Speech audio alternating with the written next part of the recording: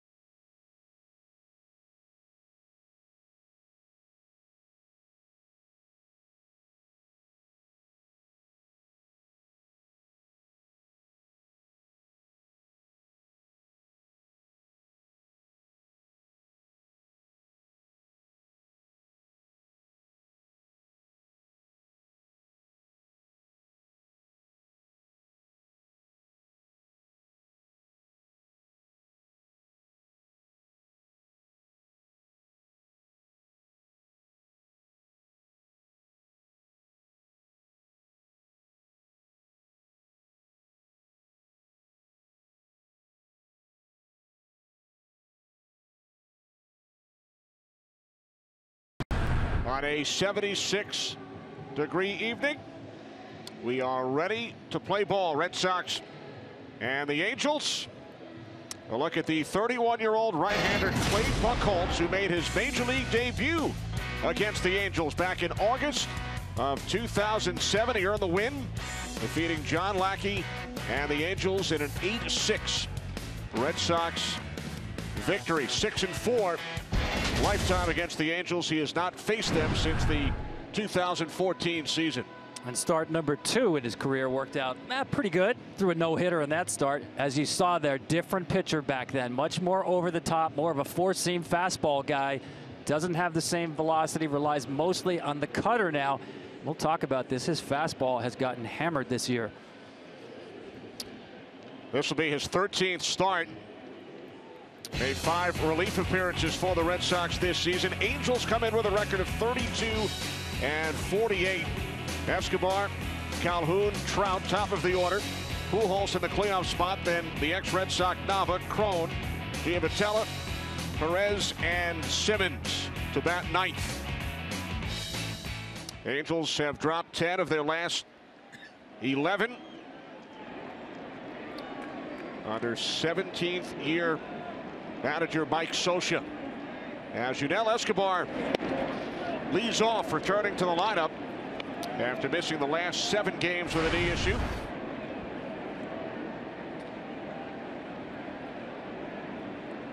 Escobar batting .310 for the Angels this season, working on a 6-game hitting streak coming into play tonight.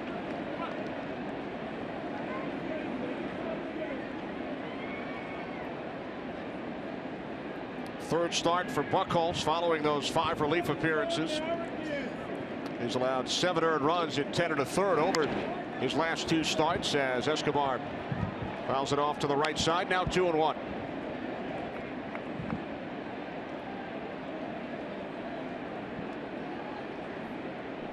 Buchholz has lost his last 4 starts, which matches a career high record of 3-8 this season. The 2-1 to Escobar. Moving to his left is the shortstop Bogaerts. 1 away. Well, that's one thing you'll see with the Red Sox and the Angels, the infielders. They catch the ball. These guys catch the ball, no doubt about it. I love how Bogaerts just glided there, picked it up, made the throw across the diamond. John Farrell's Red Sox with a much-needed 5-4 victory in the series opener last night. As Cole Calhoun steps in. 1 for 6 lifetime against Clay Buchholz. You'll see the shift against Calhoun. I think he's more of an opposite field hitter to the outfield, especially here at Fenway Park.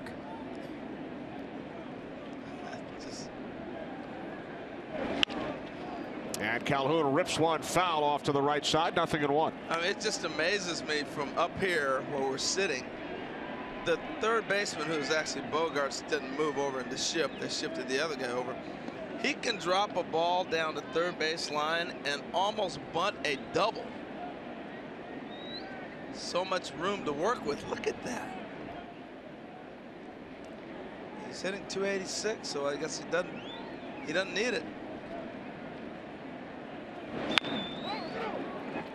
Buchholz off the mound, takes it to the bag himself. 4 out, number 2.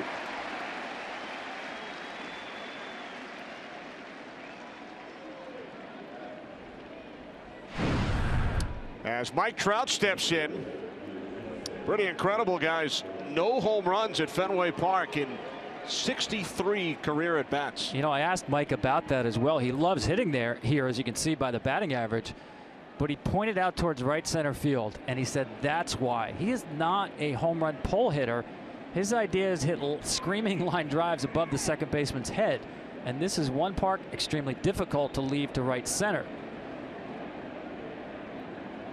Just for comparison's sake, his teammate Albert Pujols homered in his 4th career at bat here at Fenway. It took Ted Williams 10 at bats. Hank Aaron 22, David Ortiz 26. As Trout sends this one to deep right field, and it bounces off the warning track up into the bullpen for a ground rule double. Yeah, well, I guess, again, he can't go out of here. No, that's a bomb. People don't realize how big that ballpark is in right field. That goes to 380 in a hurry. We hear about pesky pole a lot, but it gets to 380 in a heartbeat.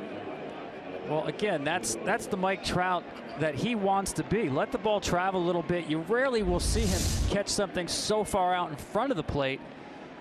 And again, a guy who loves hitting the ball the other way. This park is not made for him. It's made for this guy at the plate right now, Albert Pujols. Dead pole power hitter as he's gotten older. And Tom, I tell you, that's why Mike Trout's hitting 330 now also. Take the ball and drive it the other way. Well, Trout took that one out of the park. It just took a bounce. So now Pujols, 1 for 3 with 2 walks in last night's game. A hit in 7 straight. Trout takes his lead off second. And the first pitch from Buchholz in for a called strike, 0-1. Buchholz has struggled in the early innings. He's allowed 50 earned runs this season. 24 of the 50, nearly half, have come in the first or second inning.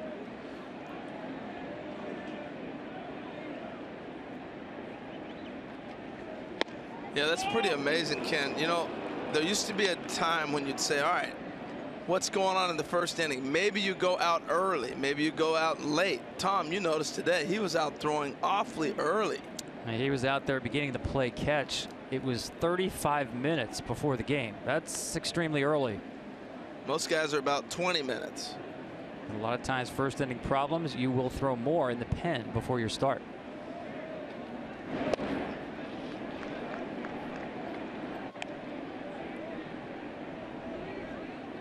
Mike Trout with a 2-out double. Albert Pujols sizzling as of late. 12 hits in his last 28 at bats.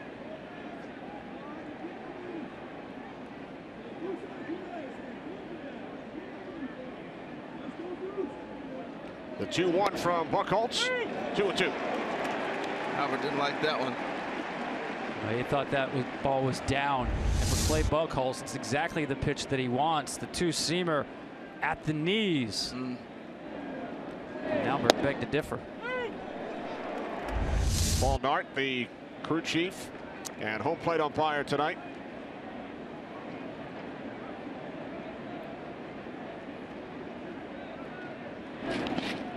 In the dirt, Trout holds. And that curveball has been very important for Clay Buchholz lately. His last start threw 24 curveballs, the most in almost 2 years. He's trying to establish that early. You saw him start this at bat with the curveball and then try to bounce it to get the chase swing with 2 strikes. Yeah, the difference with the curveball now than it was when we showed the video when he debuted, it's not that big 12-6 anymore. It's more of a slurve instead of that big 12-6. I think that's a product, Tom, of him throwing so many cutters, like you talked about, getting away from that overhand fastball. Payoff pitch to Pujols, and a drive to deep left center. It is gone over the monster. A 2-run shot. Home run number 15 on the season. 575 all time off the bat of Albert Pujols. 2-0 Angels. Well, the one thing Albert's been able to do late in his career, and he figured this out in Anaheim, is get on top of the plate. You know, Tom, you alluded to the fact that here's the pull hitter, Albert Pujols. We never used to say that about him anymore. And he has got on top of the plate and just taken away the outside pitch. He'll shoot it there in situations and maybe pick up a run, but most of the time he's looking to turn and burn. That's kind of been the story of Clay's season so far. You know, he's healthy for the first time in years. Too many mistakes. That's just a fastball elevated to a guy who loves the ball up. Strike one to the ex-Red Sox, Daniel Nava. Buchholz has now allowed a home run in 8 consecutive starts. Well, the other thing I didn't like, why have the conversation before the pitch? Yeah, you threw one in the dirt. There's no need to have a conversation.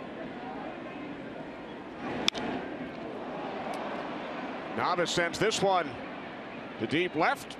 Catch is made by Brents to end the inning, but the Angels strike early. The first inning problems continue for Clay Buchholz. Career home run number 575, 11th all time, off the bat of Albert Pujols. 2-0 Angels.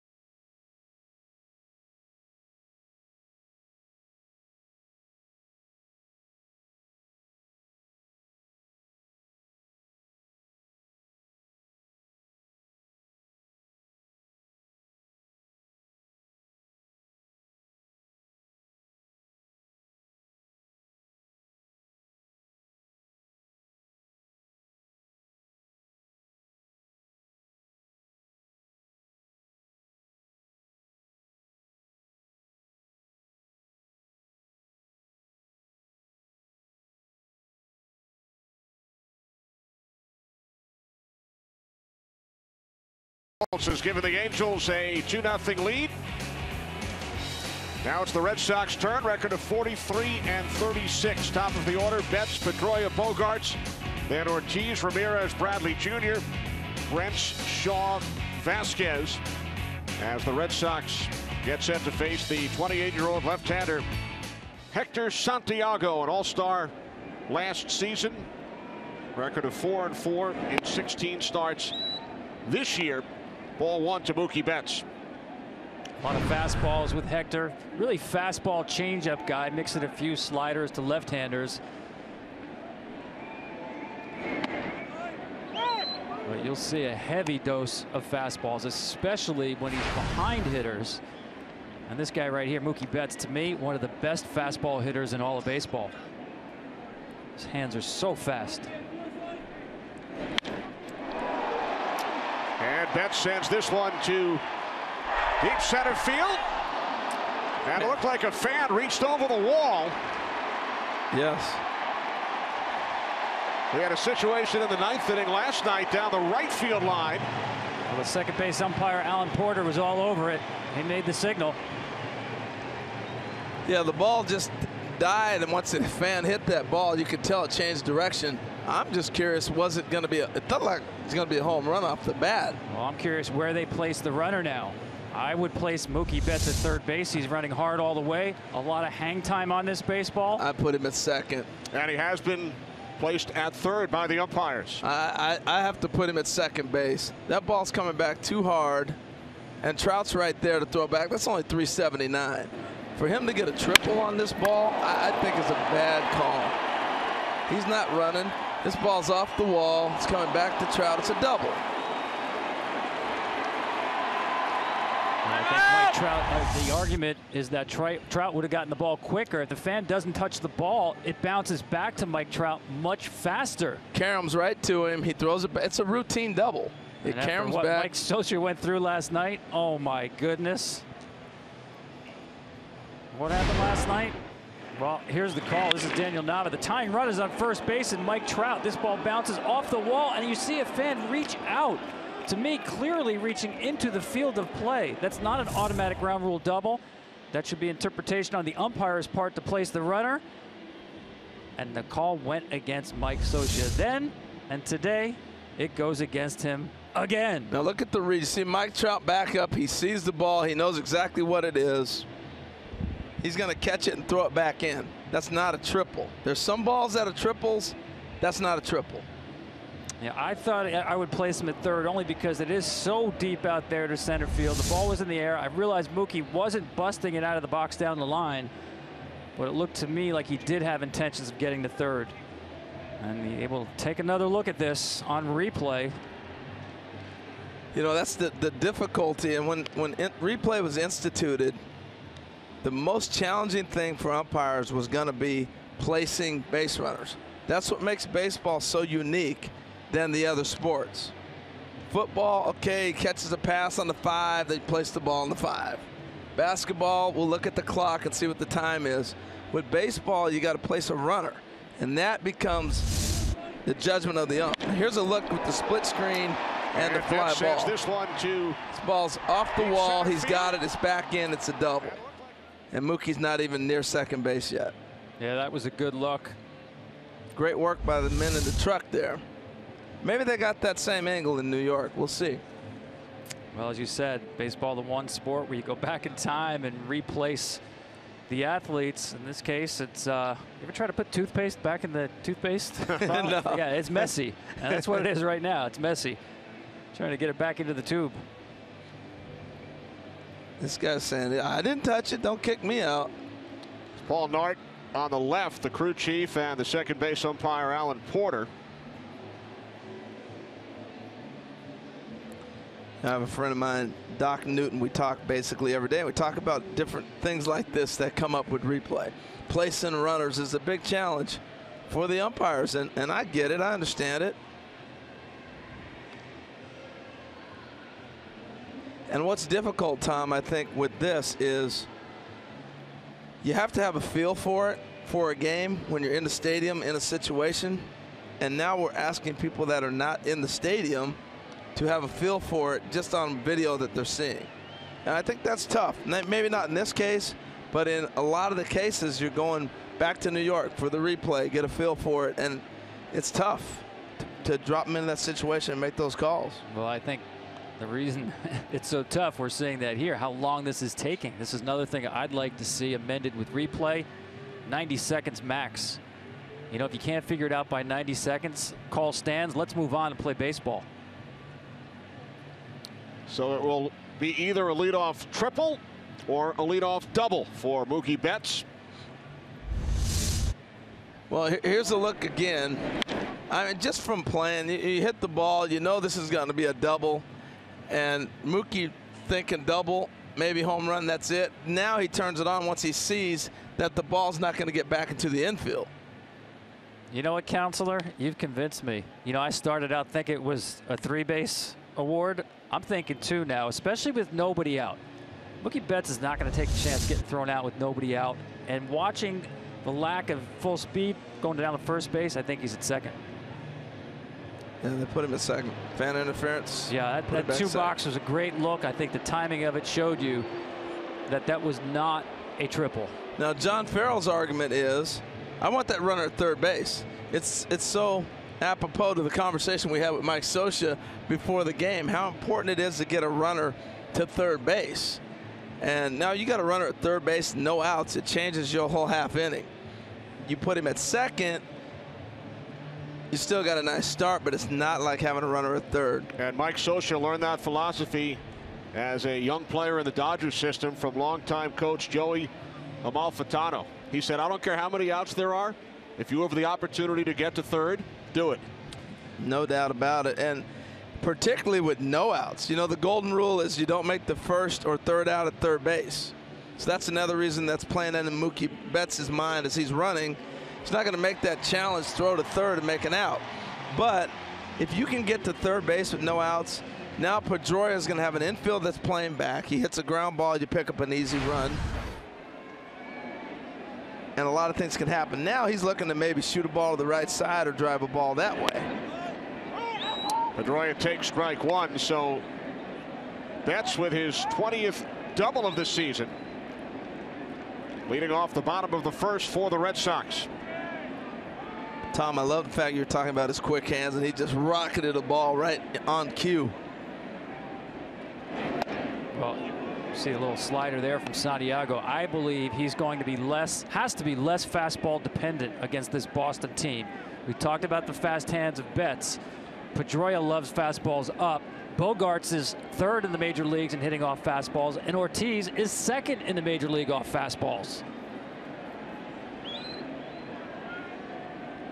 The 1-1 from Santiago.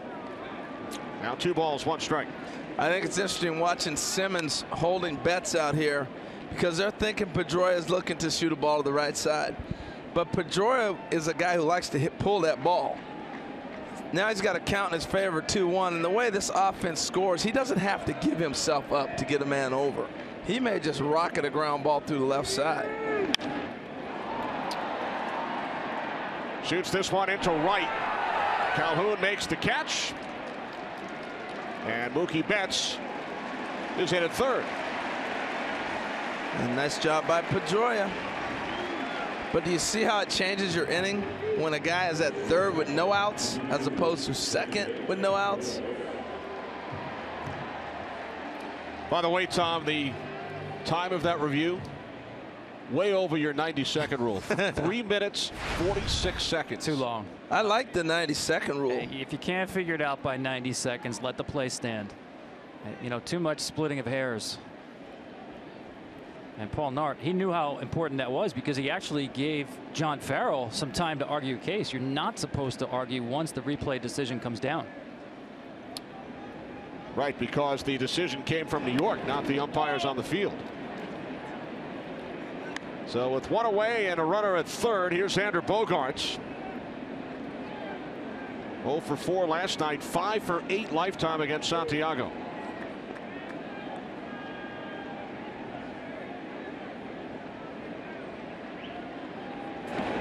By the way, the Red Sox finally scored a first-inning run last night.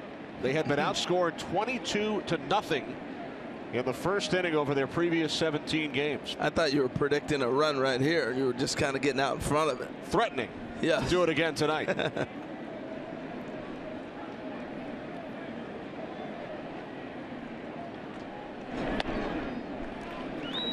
This is a great matchup right here. Bogaerts hitting .384. There it is right there. Runners in scoring position.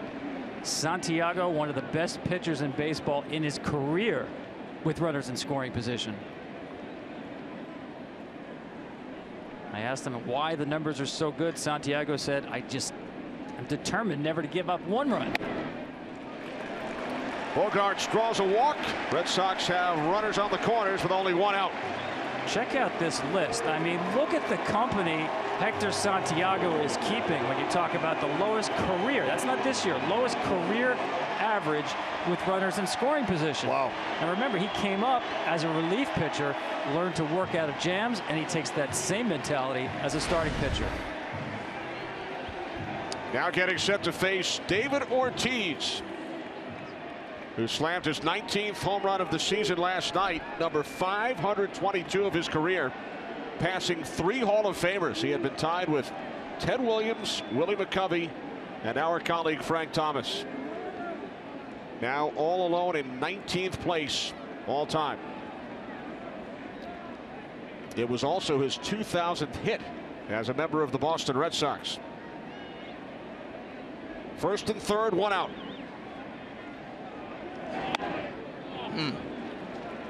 Saw that ball pretty good. I think it's interesting how the Angels are defending David. A lot of times you see the full Ted Williams shift. Everybody over on the left side of the right side of the infield. You're still leaving Simmons in a position where he can cover on a steal, but he also is now able to turn a double play. They're looking to get 2 and get out of this. Well, I think the other difference is David Ortiz, to me, is an even better hitter when it's a run scoring opportunity where he does use more of the field. Right here, he will take a single the other way, especially if Santiago is going to feed him some of those sliders down and away. Just one of the smartest hitters in the game, David Ortiz.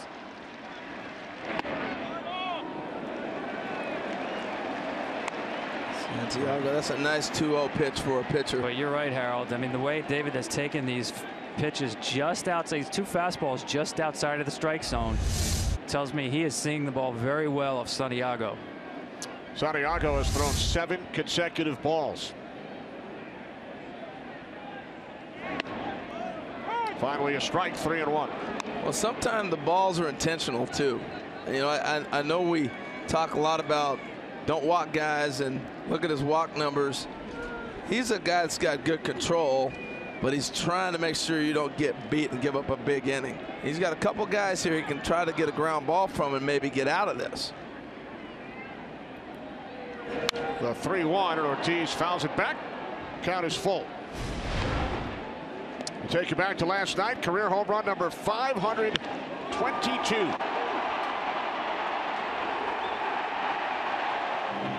Ball down and in. Just he's swinging the bat as good as I've ever seen him. You were talking about Mookie Betts and how quick he is on pitches. Our Just for Men stat. Great looking hair. Made easy. One ahead of the trio of Hall of Famers. What are you throwing him, Tom? Well, Santiago's MO has been go after hitters with fastballs. That's when you're comfortable in the box.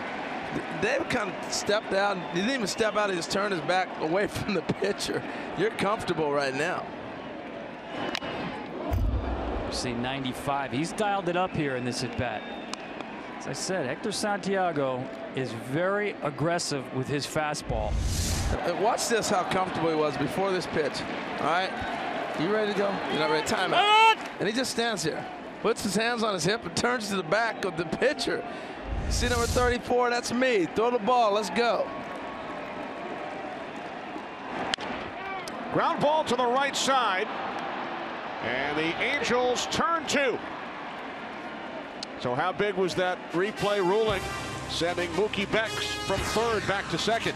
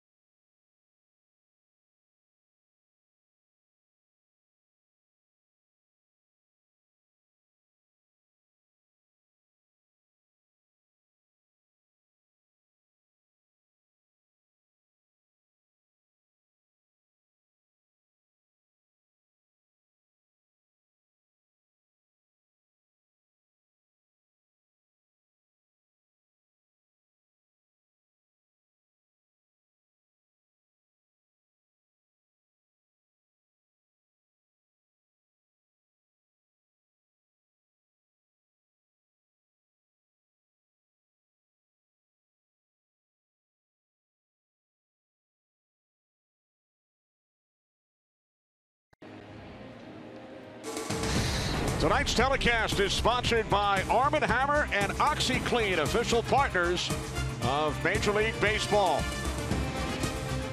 We move to the second here in Boston with the Angels on top 2-0. As C.J. Cron leads off against Clay Buchholz. Cron with his first career grand slam in last night's game. His 7th home run of the season. After the Red Sox had taken a 5-0 lead, Angels pulled to within 1 in the 6th inning. Hey, Kenny, great point about the sending Betts back to second. It changed the whole inning. I'm just still shaking my head over Hector Houdini. I mean, leadoff double, you work through 2, 3, 4 in that lineup. 5. A chopper charging is Shaw, the third baseman. Off the glove of Ramirez. Cron is on his way to second.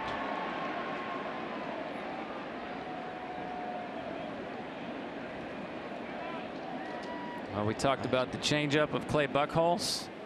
Travis Shaw threw a changeup to first base. Yeah, with the little cut on it. It just didn't look like he had a good grip on this. Had the time to make the throw. Yeah, you see a little double clutch there. At first, I thought Hanley had stretched a little too early, but watch this ball just cut. Right here, it's going to get right there. He starts to see it, and it just runs from him. It's a base hit for Cron and an error charged to Shaw, his 11th of the season, allowing Cron to take second. So the leadoff man in scoring position for the Angels here in the second inning. Got like that hit. Yeah, that is generous. Cron extending his hitting streak to 5 games. Here's Giavotella. First pitch, right field. Betts under it. What away. Our keys to the game sponsored by the Lincoln Motor Company. Harold, are you having a barbecue this weekend? Yes. Okay, in the spirit of a holiday barbecue, for the Angels, the steaks well done. You know, ribeyes, those are steaks with runners on base. They were 1 for 9 last night, been struggling for a month. Albert already with one of those big steaks tonight. And for the Red Sox, keep Trout frozen. There's no way you can let Mike Trout, as good as he is, as hot as he is, beat you tonight. Well, he's already cooking. It's off to a double. Two-out double. Scored. Scored on the Pujols homer. Here's Carlos Perez, and he singles into left field. So the Angels with runners on the corners with 1 out. Well, you were talking about scoring with runners in scoring position. The reason Johnny G was so upset, he popped the ball up to right, but he was trying to go the right way and get that man over. That's how you score runs. With runners in scoring position, get that guy to third with less than 2 outs. That's how you get that boost. Now they got another shot, first and third.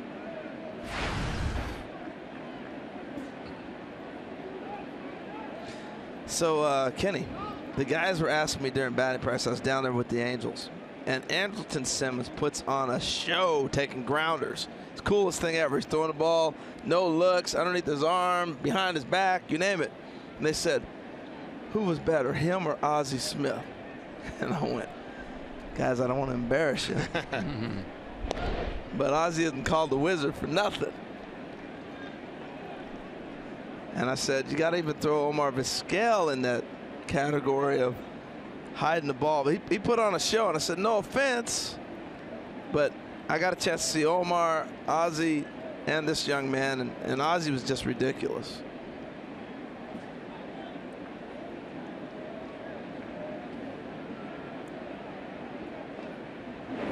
What about a young Harold Reynolds? I wasn't in that category. Well, not too many in Andrelton's category when it comes to arm strength. He was a pitcher in college, hit 95 miles an hour. The Braves drafted him in the 2nd round. Didn't think he'd hit enough to play a position, wanted him to pitch, and he said, I'm not signing unless you give me a chance to be an everyday player at shortstop.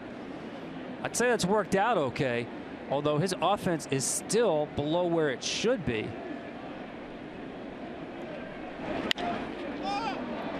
Simmons pops this one into center field. Jackie Bradley Jr. makes the catch.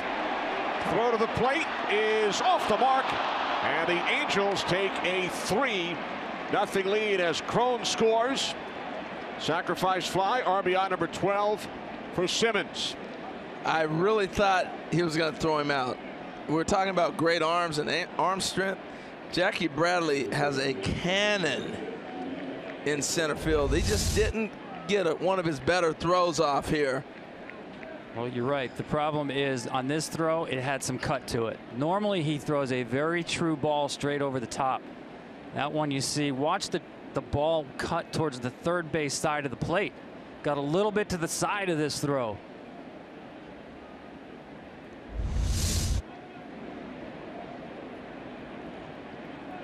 Perez tagged as well, so he is now in scoring position with 2 away. Here's Escobar, grounded to short, his first time up.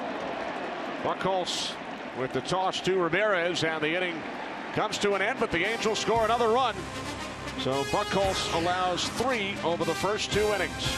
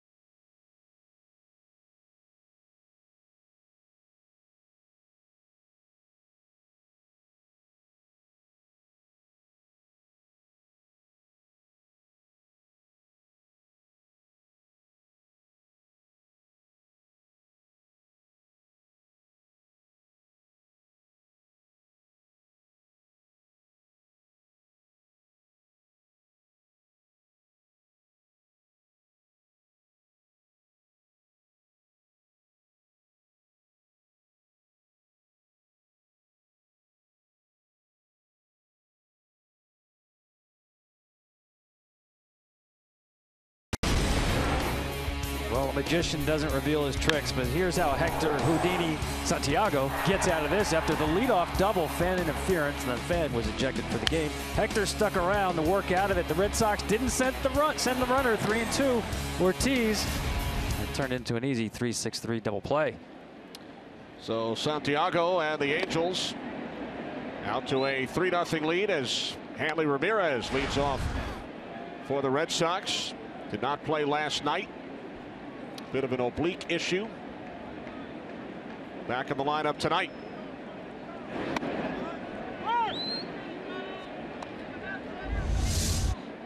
And this is what took place after Pujols homered, welcoming Ramirez back to the Red Sox lineup. Bit of a tug of the jersey.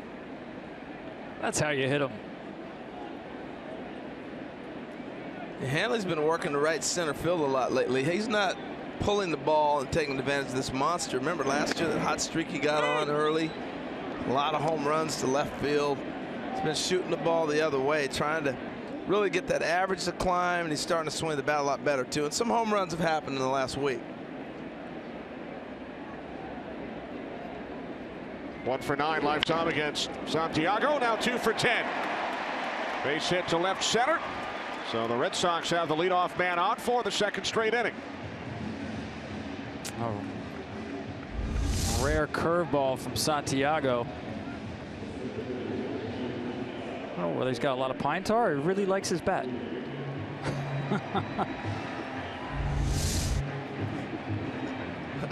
No telling what you're going to see.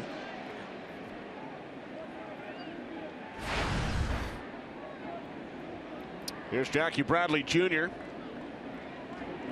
2 hits in last night's game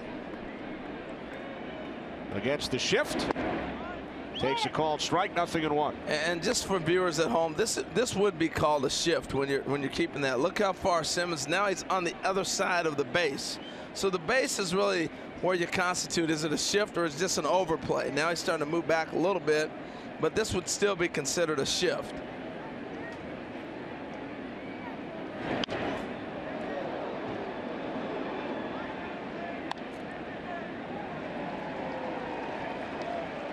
which Jackie Bradley had that huge streak early in the year, right? And with that streak, he was hitting the ball all over the place. So I'm surprised this is the chart that everybody has come up with on him. A hit in 29 straight games earlier this season.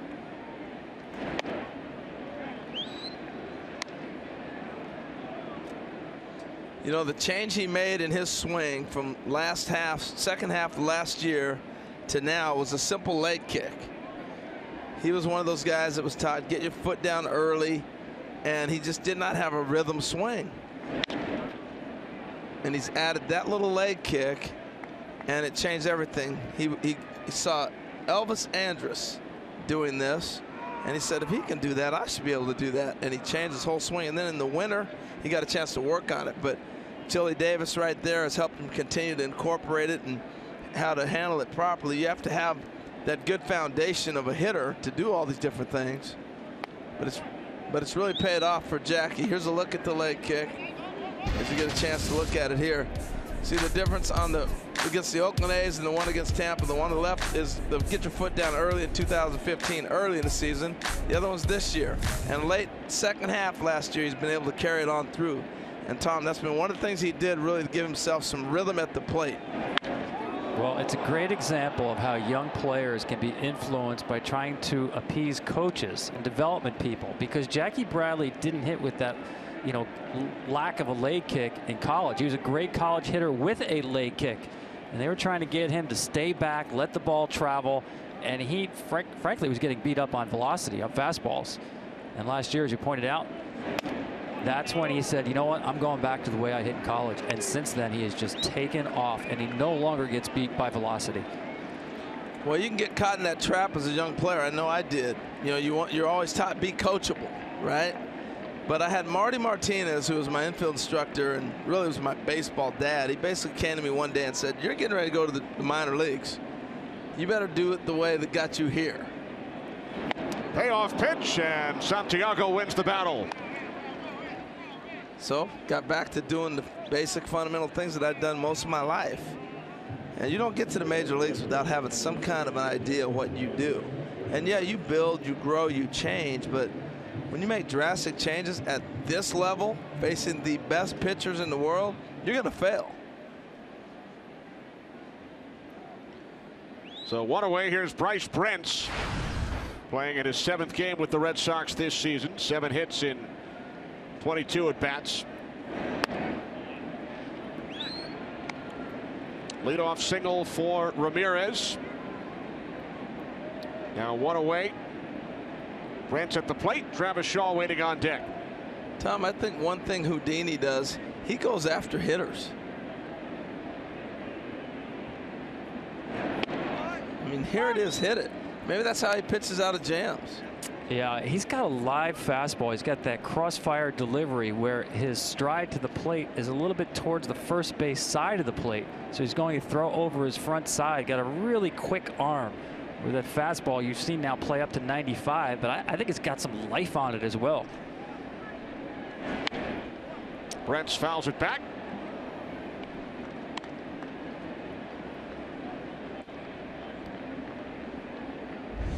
And watch the stride. And watch how quick his arm comes around. Closed off and then opens up. Very efficient delivery. That's why I think if he comes up with a great changeup, he'll be hard to hit. He has so much arm speed. Second consecutive strikeout for Santiago. Tonight's telecast is sponsored by T-Mobile, bringing you greater coverage of today's game.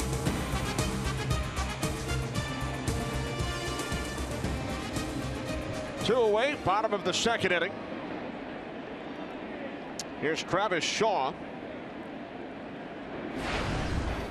1 for 3 with a double, drove in a run last night. Really amazing story. You know, he was blocked in the organization. Where was he going to go? And the guy can hit. They figured, hey, we'll try to figure something out, get him to the big leagues in the outfield, and then you have Pablo Sandoval scuffling. He beat him out in spring training at third base. And when you're looking at that kind of money and that kind of contract, you got to give the Red Sox some credit. Tipping their cap and saying, we're going to go with the young man, let him play. Well, I love his story. I don't want to call him an overachiever, but you're right. He's worked for everything that he's earned on the professional level. I think he's been underestimated even by his own organization sometimes.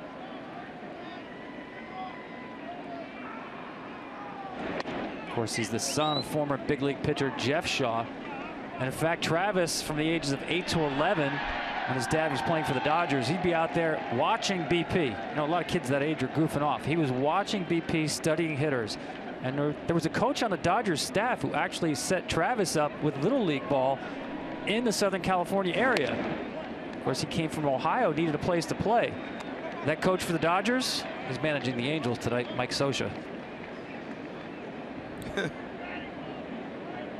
One day you're setting up a kid in Little League ball at age 8.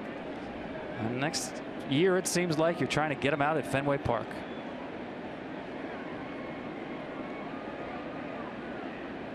The 3-1 pop foul, full count.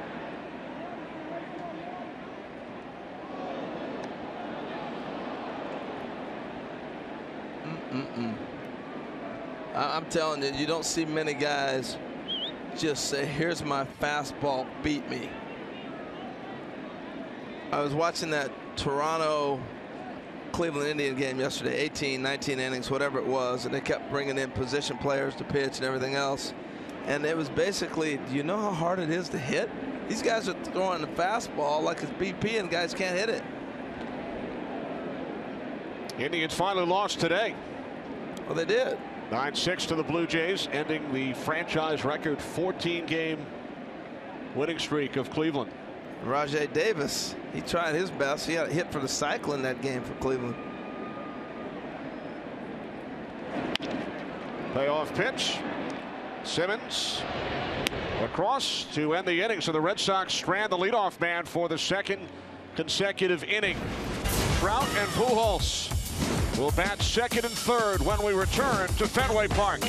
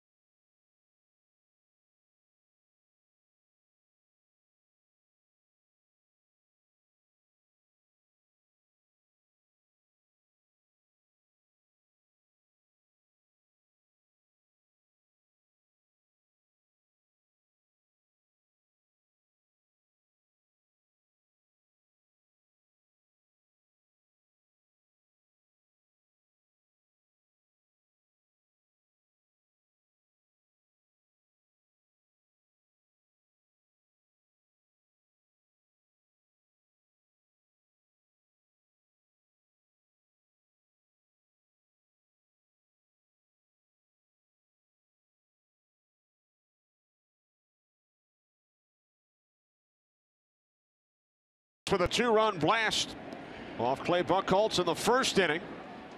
Angels added a run in the second. It is now 3-0 as Cole Calhoun leads off here in the top of the third. Grounded out to the first baseman Ramirez, his first time up. Calhoun batting against the shift. Takes a fastball for strike one. I was talking to Cole before the game. He grew up in Arizona, and he would go watch the Brewers all the time in spring training. Richie Sexton was his guy. Like, Richie Sexton, you're going way back. You remember when did you used to go to spring training games, Ken? You ever get a chance to do that? Yeah, not too many. Went to a few down in Fort Lauderdale to watch the Yankees before they moved over to Tampa. How about you, Tom, when you were a kid? Do that? Not as a kid, but the place that I've been to a lot of them, I always loved the best was Vero Beach, LA Dodgers. Dodger Town. You guys both grew up in a area where you had major league teams in Major League City.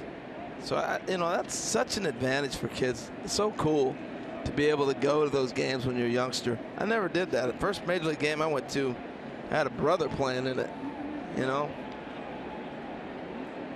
Where was that game? That was in San Diego. Ooh, Calhoun with a shot. And Pedroia recovers and makes the play to retire Calhoun. Watch him stick around with this ball. That was a missile. You want to see how hard the ball's hit? See it jump up on him? When you get traffic on the bases, it's going to hit right where runners had been. See that dirt clump? And just hit that and shot right up. And you'll see Hanley walk over there and try to clean it up. But right there, he tried to hang in there as long as he could. Made the play.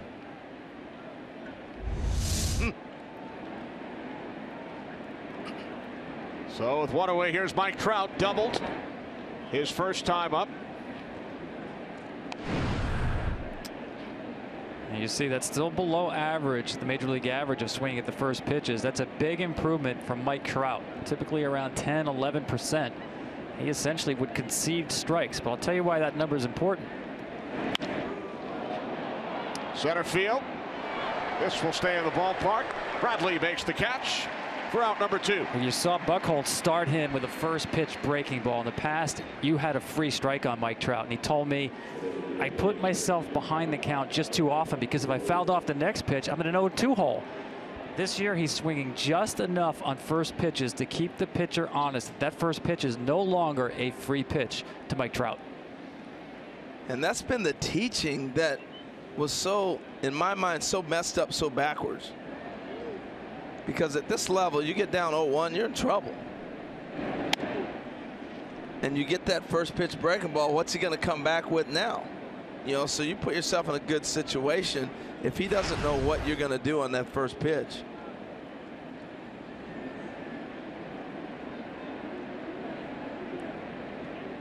The 1-0 to Pujols, 1-1. Tom, I watched Albert in the clubhouse today, watching Buchholz pitches over and over and over on video, mainly to Beltre and different right-handed hitters that were similar to him. Into the shift, Pujols rounds out to end the inning. A 1-2-3 third for Clay Buchholz on 9 pitches.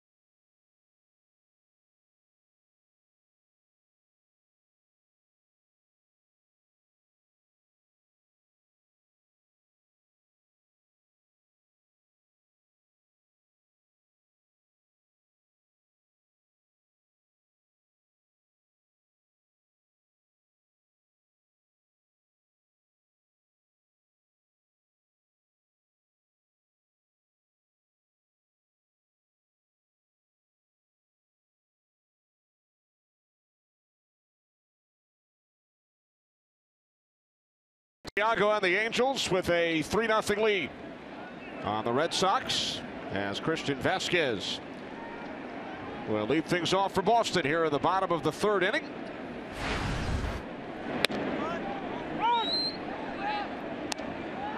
Number 9 hitter for the Red Sox, batting .224.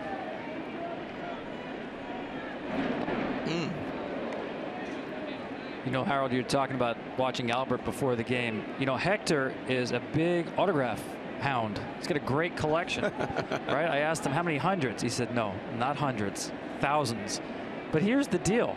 It took him 2 years to ask Albert Pujols, his own teammate, for his autograph. And I was like, why did it take so long? And he said, you know, Albert is kind of serious when he comes to the park. I never wanted to bother him at the wrong time. Oh my gosh. You talk about game faces. Well, Albert gets his on as soon as he gets to the clubhouse. Wow. Harold, did you ever ask a teammate for an autograph? I'm sure I did, but never for me. I wasn't ever an autograph guy. My phone will probably start ringing. If their autograph is worth something, then maybe, yeah, you know, I might need some money here and there, so go and sell it. Griffey, give me an autograph here. No, I really, my family, my brothers did that a lot. They liked autographs. Vasquez drills one to deep left field, just foul. Wow. There's not much room over there to be foul. No, but just too much hook on this ball. As a hitter, when you catch it so far out front and away from you, you get some right to left action, kind of like my drive. Vasquez with 1 home run this season in 161 at bats, just missed. Payoff pitch from Santiago.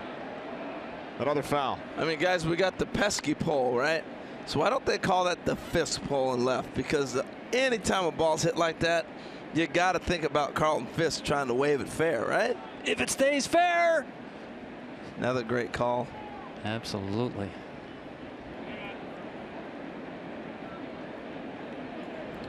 Hard to believe it was 41 years ago. Our Fox colleague Dick Stockton made the call there at Fenway Park as Vasquez draws a leadoff walk. So the Red Sox, for the 3rd straight inning, have the leadoff man on base. So now Mookie Betts steps in. He was involved in that controversial play back in the bottom of the 1st inning. Initially ruled a triple, and then on replay review, it was changed to a double, and we asked Mike Scioscia about it moments ago.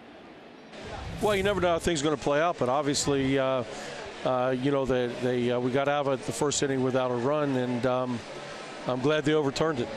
Mike, I call Hector Houdini. How does he get out of so many of these jams with runners on base? Well, you know, Tom, he's throwing the ball hard, and he's not missing by much, and when he can make a pitch, you know, he's sneaky, and he got a big double play ball on David Ortiz early, and he's got good stuff tonight, so hopefully it'll hold up. Hey, Mike, it looks like defensively, I love how you move guys around on your shift. Sometimes you overplay, sometimes you don't. What's the thinking behind that? Well, we're, you know, Alfredo Griffin does our infield, and he's looking at counts and things, and we've got information on it. And just trying to shrink the field as much as we can. So we've done a good job of that. And when you have Andrelton Simmons at shortstop, makes a lot of this stuff work a lot better. Thanks, Mike. Good luck. All right, guys. Well, they really do use Simmons like a rover. And he does make a big difference. He's got great range. He turns a tough play. Makes you look good. Vasquez, the runner on first. Nobody out. Left field off the bat of Betts. Into the glove of Nava for out number 1. Man, but time flies. How about that note on Mike Scioscia? 17 years, the 2nd longest streak in the league with one team. How do you like his chances to reach the record? Well, this is the that would challenging be year. 50 years. Well, Connie Mack. He ain't getting there. Talk about records out of reach. 1901 through 1950. It does help when you have ownership of the team as well.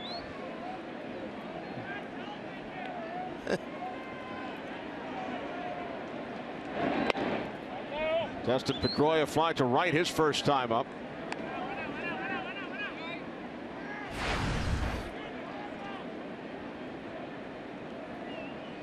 "17 years. Wow.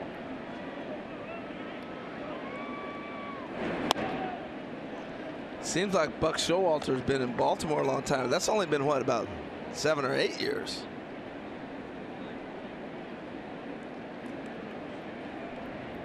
Vin Scully, of course, called Scioscia's games as a member of the Dodgers, and Vin also called games when Connie Mack was managing. It's amazing. You keep seeing the signs of Mike Scioscia's flashing from the dugout. Those are throw over, step off. Those are things he's given to the catcher. He's not necessarily giving him the pitch, saying, here's what I want you to throw. He's more directing the running game than anything else. Towering pop up to the left side. The shortstop Simmons is under it. Now 2 away. So even if you're not giving anything, you have to do it every time, so you stay consistent. You got a guy on first base that's probably not running, but if all of a sudden now he doesn't do anything, you say nothing's on. Okay, then all of a sudden you get a base runner, you start picking up his signs, and that's why you got to be consistent in everything you do across the board, because somebody is always watching to try to get an edge. So as a player, how easy or how difficult was it to remember all of the different signs? Well, it became pretty routine. It was easier if you played with certain guys and you got to know them for a long period of time. Some guys struggle.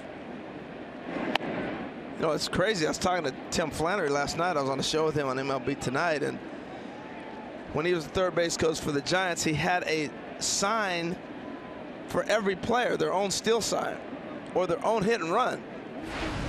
I was like, how'd you institute that? And he went through all the different indicators and the different signs and funny things and different things that made guys remember. That was a bit much for me. Third straight fastball coming up to a great fastball hitter. And Bogaerts pops it foul off to the right side. And that will do it for the Red Sox in the third.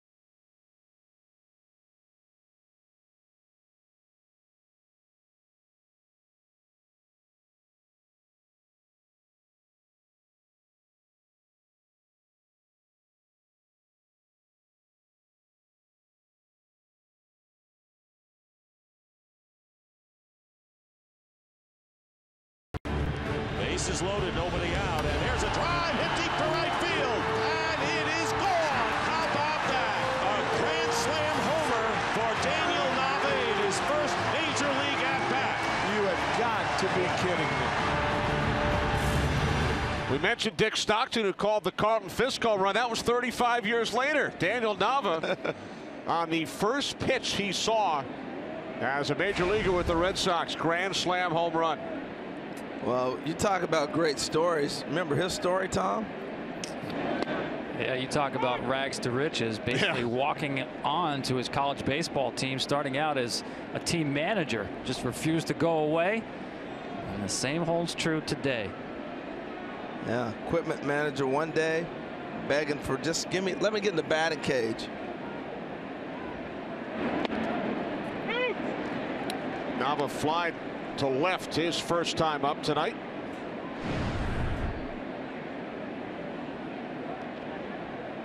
The second player all time to hit a grand slam on the first pitch he saw as a major leaguer.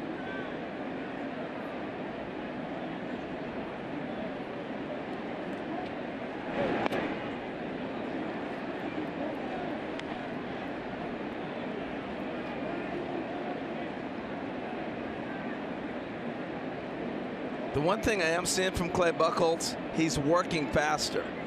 He's usually a guy that takes a lot of time in between pitches.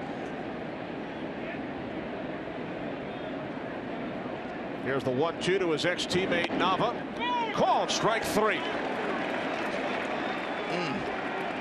First strikeout tonight for Buchholz. You know, Clay has so many pitches. I had to ask him, what do you think your best pitch is? And this was the answer, the two-seamer. This is an excellent one. You see Nava give up on that, thinking it's inside. It runs back over the plate. Now that's his most important pitch, because everything else, especially the changeup, works off the two-seamer. Here's C.J. Cron, an infield single back in the second inning. And to this point, this game has mirrored Clay Buchholz's season. 3 runs allowed over the first 2 innings, and now he's retired 6 in a row. Well, it's mirrored my first car, a 1973 Plymouth Satellite that took a little while to warm up.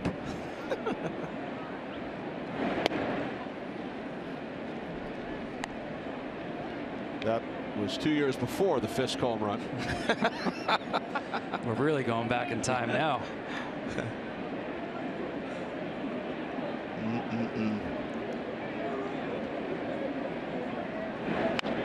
Or was it a gas guzzler?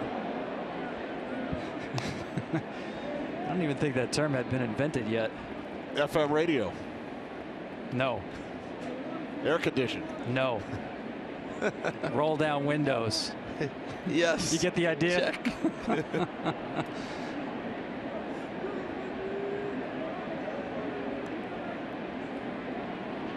The 2-1 to Cron. Deep left field. Brent's looking up. It's gone. For the second straight night, C.J. Cron goes deep at Fenway Park. A grand slam last night. A solo shot tonight. The Angels now lead 4-0. We're watching a guy coming to his own in C.J. Cron. This guy's hit at every level he's played at. And again, another young guy got to the big leagues quick, and they put a lot of heat. Traded Trumbo. He's going to be the guy. Him and Albert. This guy's going to hit. Second home run allowed by Buchholz tonight. Giavotella takes ball 1. Cron, a first-round pick back in 2011 out of the University of Utah. He once had a 3-hit game in college against Steven Strasburg. It's a good nugget. And 13 of his last 26 hits have gone for extra bases.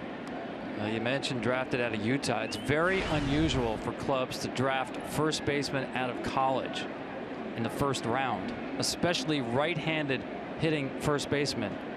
He's really the only one in the last 16 years.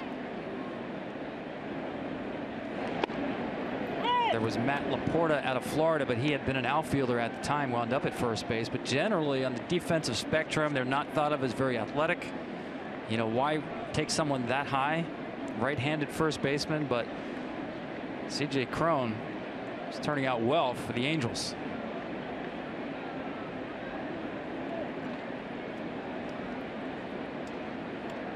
The 2-1 to Giavotella.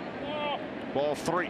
Well, Cron had a lot of expectations, not only being the #1 pick and all the things you just talked about, but you think about they trade Trumbo, Albert Pujols on the club. You're going to be the heir apparent. It's a tough part. You saw Heath Hembree up and throwing in the Red Sox pen. Giavotella grounds out to the second baseman Pedroia for out number 2. We spoke between innings with Red Sox skipper John Farrell, and we asked John what has amazed him the most about the season 40-year-old David Ortiz is having. You know, Kenny, the way he's gone about it, you know, ever since the announcement and what we've seen from the start of spring training, it's almost like it's freed him up somewhat. There's not any added pressure or stress on his part. And, you know, he's always been an affable, outgoing type of person, but you see it even more. And I think he's really just enjoying this last run. John, the first inning fan interference call, what was the explanation you got from Paul Nauert? Well, just the runner placement. You know, by the time that the fan did touch the ball, Mookie had just rounded first base. Even though he was awarded third base on the field, felt like the review of it felt like he was, you know, still in line to only get 2 bases on it. Hey, John, real quick with Clay, the stuff looks good. What are you seeing from where you're at? You know, it's not been about stuff throughout the entire part of the season. You know, it comes down to execution. I thought even in the at-bat against Pujols, he's staying away from him. Obviously, he's had some numbers against Clay in the past, trying to work a cutter off the plate away to get onto Nava, and unfortunately, it stays in the middle of the plate. Okay, thanks, John. Good luck. Okay, guys. A double down the left field line off the bat of Perez. 4th extra base hit for the Angels. Here's Andrelton Simmons.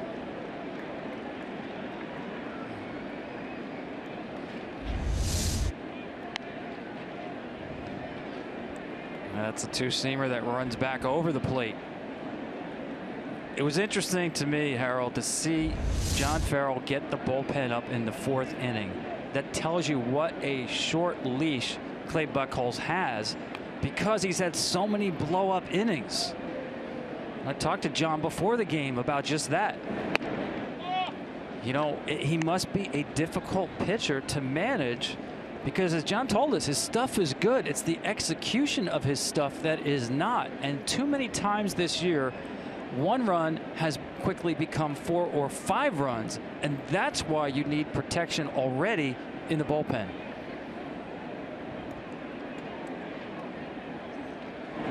1-1 to Simmons, now 1-2. Well, and Tom, to your point, what makes it difficult also, what do you do with Clay Buchholz? If he has blow-up innings as a starter, how can you put him in the pen?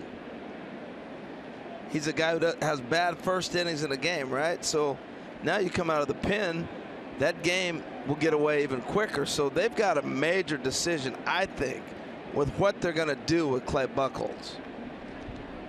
And I think that leash goes beyond this game. A little shorter. And the Red Sox really, in general, have to stabilize their starting pitching. On the ground to the shortstop, Bogarts. But the Angels add another run on C.J. Cron's 8th home run of the season, second allowed by Buchholz tonight. 4-0 Angels, middle of the 4th at Fenway.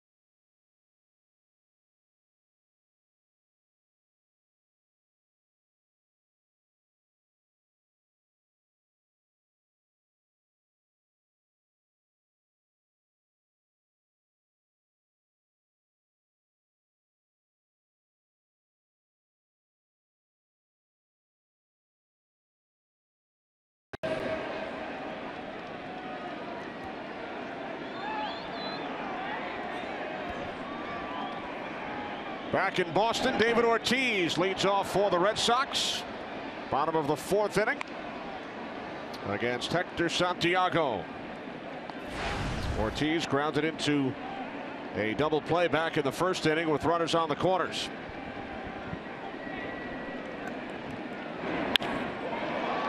And Ortiz pops this one into center field. Trout, 1 out. Tough ball to see in the sky right now. It's a pretty sky, but one the outfielders hate because it's still at dusk here where the lights haven't taken full effect. That last hour before sunset is always the most dangerous for the outfielders.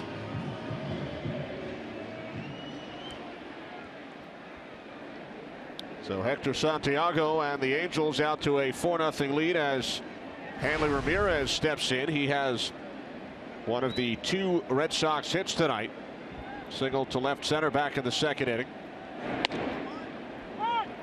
You guys were talking about Santiago collecting autographs. When Ron Gardenhire, the longtime manager of the Minnesota Twins, played for the New York Mets, he used to carry around the baseball encyclopedia. And he would ask for autographs from active players at the time, retired players, coaches, managers. Remember how thick that baseball encyclopedia was? Yeah, that's crazy. I mean, a lot of our younger viewers won't remember it. They can Google it. But that thing, I mean, that could apply for statehood. It was so big. He would carry it with him on road trips. Wow. Today you get charged an extra $25 baggage fee. That's right.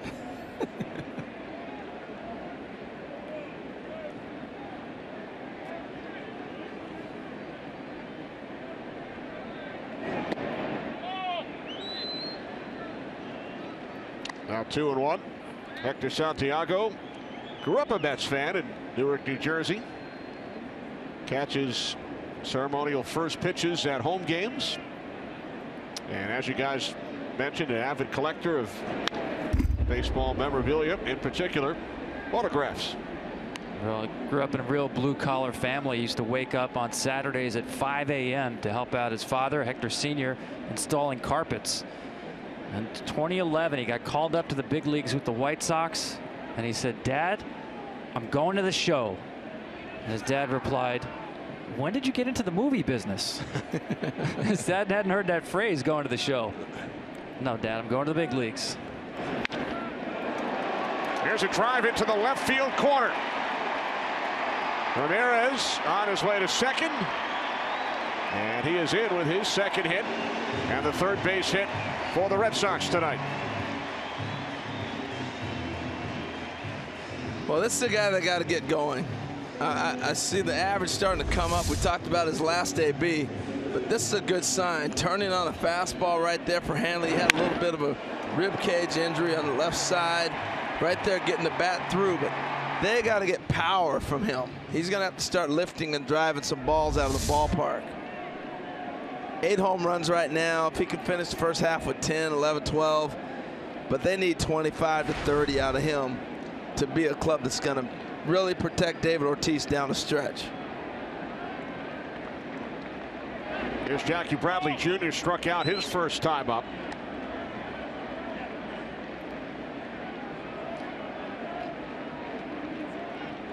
Red Sox have had a tough time advancing base runners tonight.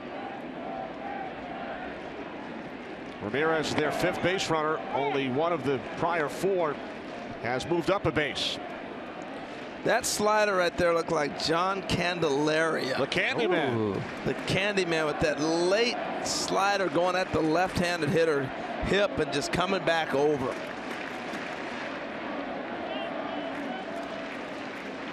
If he had a little twist and turn to his delivery, that's where I would go. But look at that right there. That's nasty. Some of our young viewers may have to look up the Candyman in the baseball encyclopedia. He's got that right. He may have Candelaria's autograph. Candy pitched for the Yankees for a little bit. He was in that New York area. Longtime Pittsburgh Pirate. Yep. Angel. He was filthy.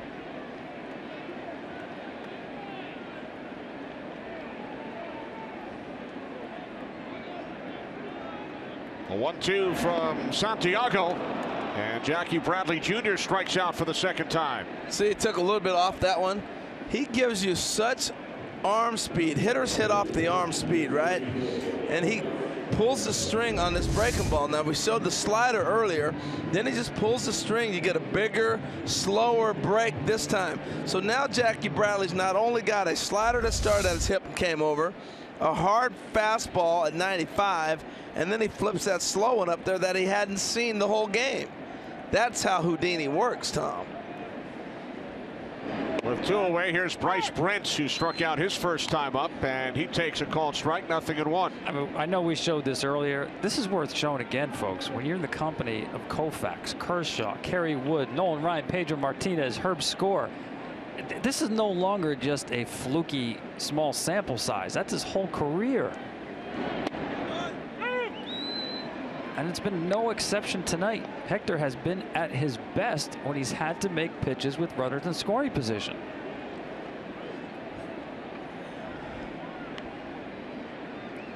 Tonight's telecast sponsored by Pepsi. Tell the world how you feel and what you love.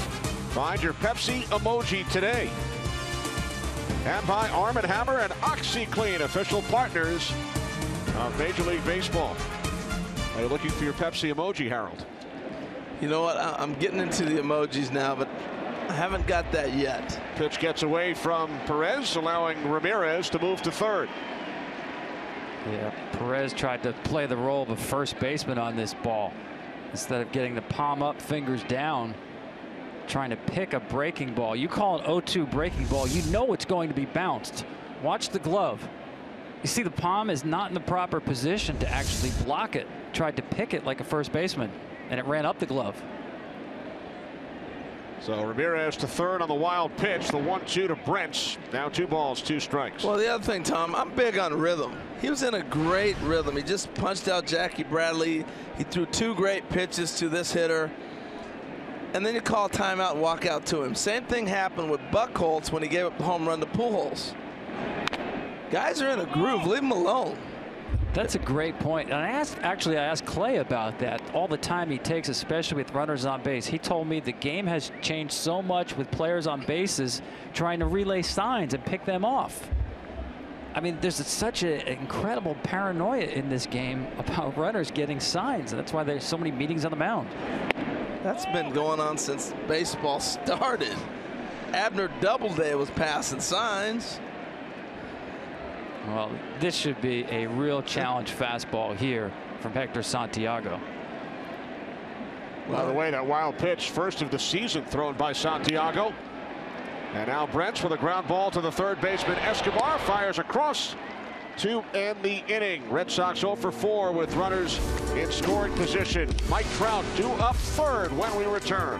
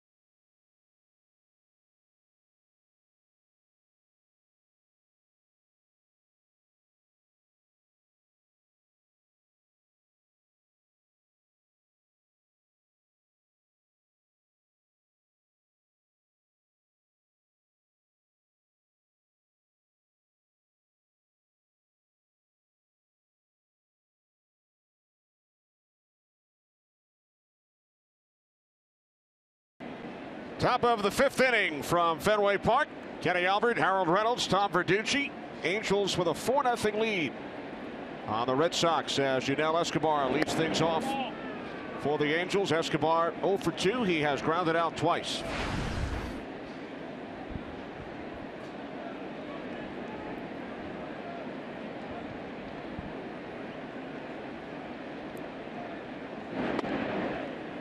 I shook his hand today. I've met him in the past and we've spoken, had conversation, but reached out, shook his hand.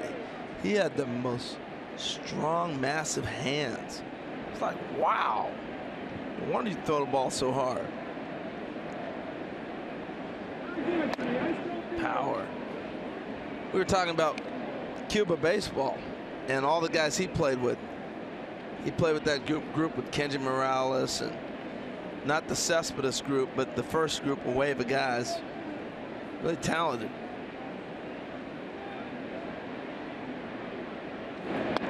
Will we see more guys coming from Cuba, Tom? Well, I was just thinking, I think he might have played with Yuniesky Gurriel, who's now a free agent, worked out last week by the New York Mets. Several teams interested in the 32-year-old infielder. Probably looking at a 3-year contract, 10 to 12 million a year. Right side, foul territory. One away. Escobar 0 for 3. Well, Tuesday on ESPN, it's the Esurance All-Star Selection Shows. The lineups for both teams will be announced. Then on July 11th, it's the T-Mobile Home Run Derby on ESPN. It all leads up to the 2016 MLB All-Star Game. Tuesday, July 12th, 7:30 Eastern, only on Fox. I've always loved the All-Star Game, even when I was a kid. How about if you're Terry Collins managing the National League team this year? Now that Clayton Kershaw is on the DL, who do you start in that game? I mean, you can't pick a bad one. Multiple options. Jake Arrieta, Noah Syndergaard, Jose Fernandez, Madison Bumgarner. Boy, it gets controversial too, though. Well, it does, but I think this is a case where he's going to run the game almost exclusively with starting pitchers. Many more, I think, deserving starters in the National League than relievers. We spoke with Terry prior to the Nets-Braves game last Saturday. He's excited about it, fielding phone calls from other managers around the league, pumping up their players. No doubt. For me, if Kershaw's not starting, Arrieta gets the ball. I mean, he's done too much in the calendar year to not get the baseball. And that would be an argument you can make if Kershaw was healthy. But what Jake Arrieta has done, it's his game. His ball, you got it.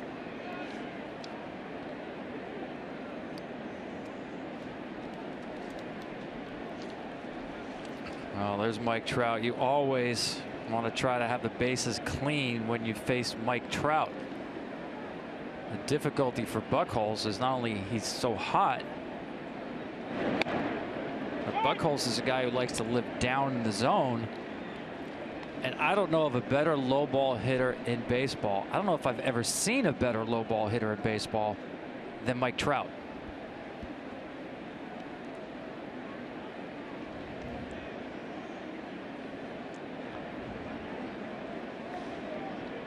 The 3-1 to Calhoun. High ball 4.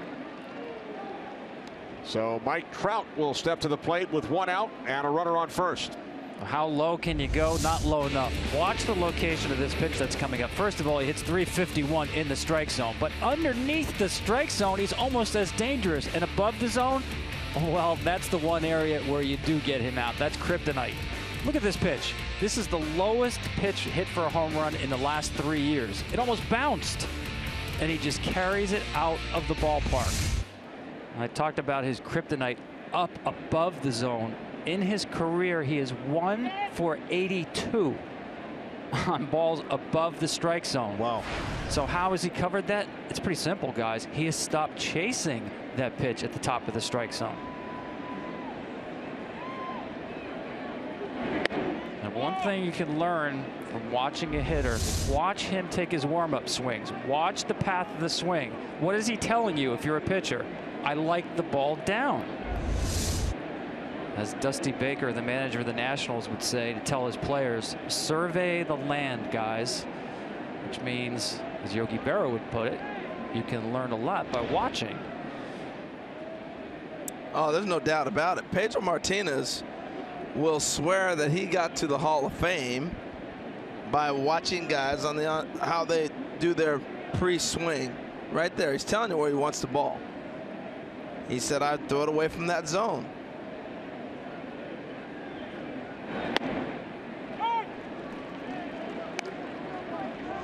But Mike Trout has also started to hit that ball up a little bit better. You talked about him laying off. That's the real high one.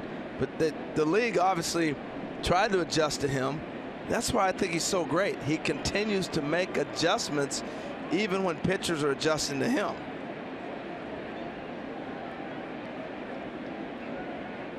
The 1-1 from Buchholz. Now 2 balls, 1 strike. Well, I think you're absolutely right, because it's by not swinging at some of those pitches we talked about, his contact rate is the best of his career. That was a great example right there. Now the count has changed more than any other count in baseball. Difference between 2-1 and 1-2.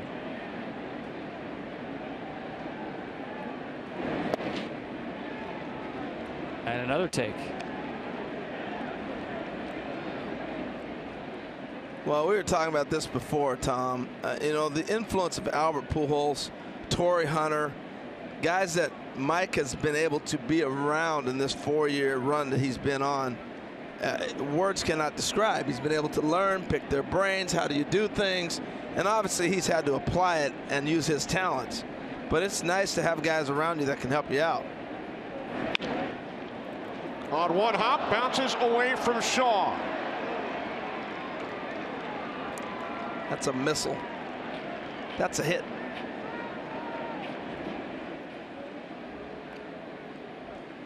Buchholz got lucky that ball's not up. He gets that in the air. He's jogging.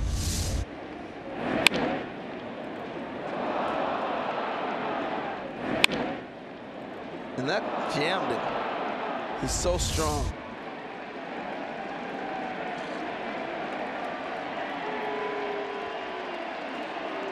Clay Buchholz handed the ball to John Farrell before his manager even stepped onto the pitching mound. Here comes Heath Hembree from the Red Sox pen.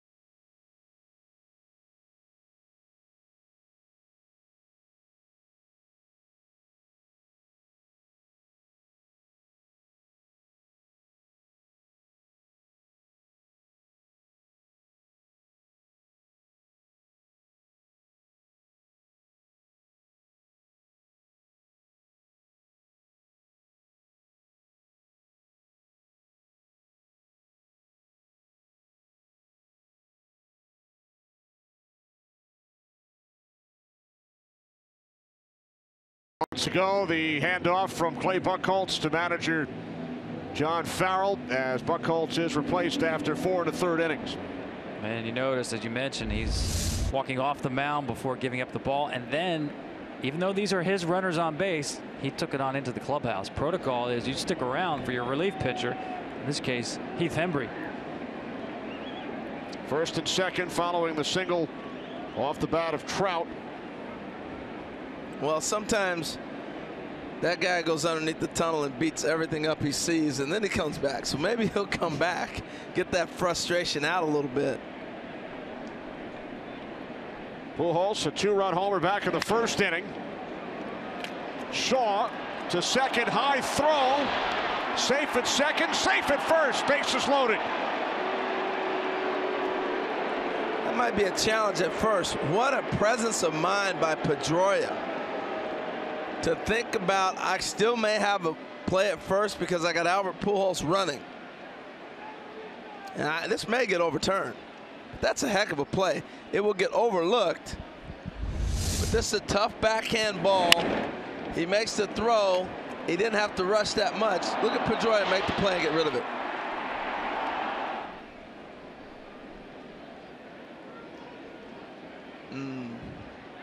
It's going to be tough to overturn that one. Well, don't forget, this is Mike Trout sliding into second. You know he's going to get on top of you right away. Completely legal slide right there. That angle looked like it might have got him at first. So John Farrell may be questioning the slide of Trout right now, and that might be what they want to look at. But Tom, you're dead on it. That's a legal slide. He's straight into the bag. It's a little bit of a pop-up, but he didn't go past the bag. Yeah, I'm with you on that. I'm just curious that John seemed to go into a deeper explanation than, hey, we're challenging the call at first. Well, with the new slide rule, it says you have to go into the bag. He does. He sees the play, goes straight in. That's not any violation at any time for me.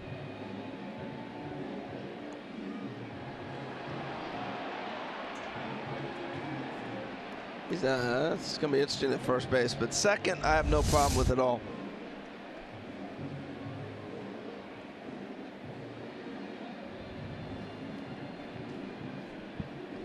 When that ball was first hit and he caught it, I thought he was going to go touch third base.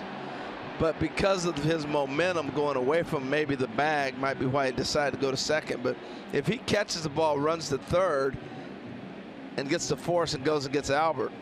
Now it's the first base umpire, Mark Wegner, on headset along with Paul Nart, which means they're challenging the play at first, not the slide. Okay. That's how they do that.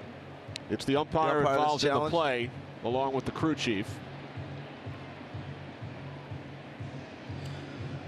Here's the look at it. When it was initially hit, I thought, okay, go to the bag, but it takes him away from it. So maybe somebody's sitting at home thinking about the same thing I thought about. I don't think he beats him. I think he made the right play. It's just a tough throw, but I was so impressed with Pedroia's play at the end. Yeah, that was a good look at how far Travis Shaw was from the third base bag. Made the right decision. Should have been a double play. Should be off the field. But the errant throw at second base nullifies the shot at two. Well, Tom, your point that you have Mike Trout running from first to second changes the whole play for Shaw. Because now the hurry up to second is you have to get Trout. You're trying to get that force. Well, we're definitely in violation of my 90-second rule. Oh, my goodness. So I guess they didn't get my memo. Yet again. It's funny how that works. I got to check my email system.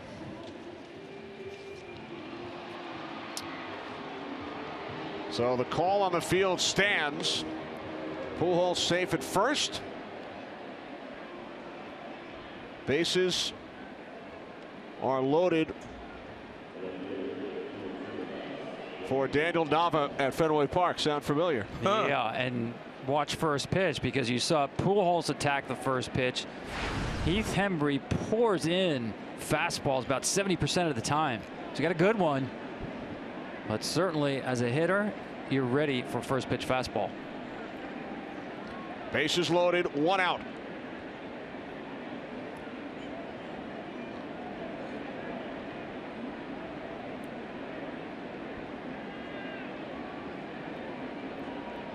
Nava 0 for 2, fly to left and struck out. First pitch from Hembree. Nava takes strike one.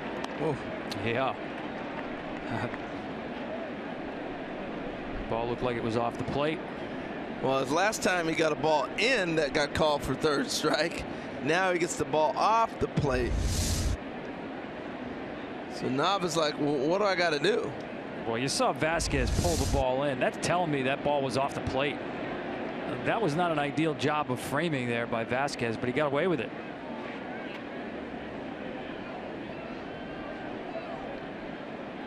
Nothing in one on Nava with the bases loaded and the Angels leading 4-0.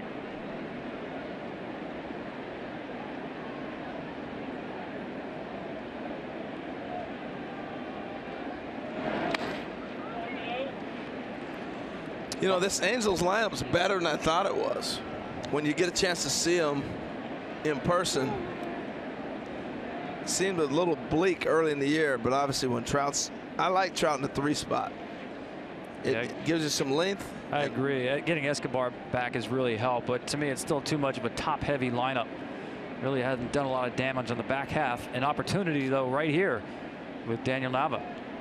So many key injuries to the pitching staff for the Angels. That's been one of their big issues this season. Offensively, they're 6th in the league in batting average, 7th in hits, 10th in runs. But 16 games under the 500 mark. They won only 8 games during the month of June. Their worst June since 1980. Wow.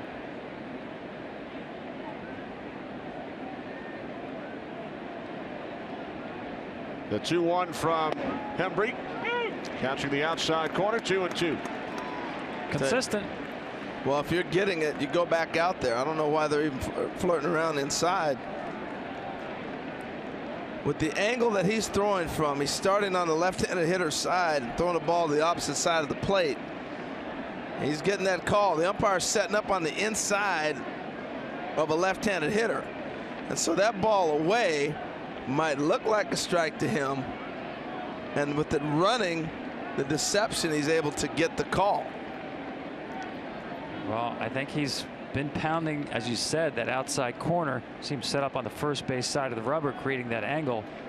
But he threw, I know Nava took it for a ball, but he threw a real good slider underneath his hands. See if he goes back there or the fastball away.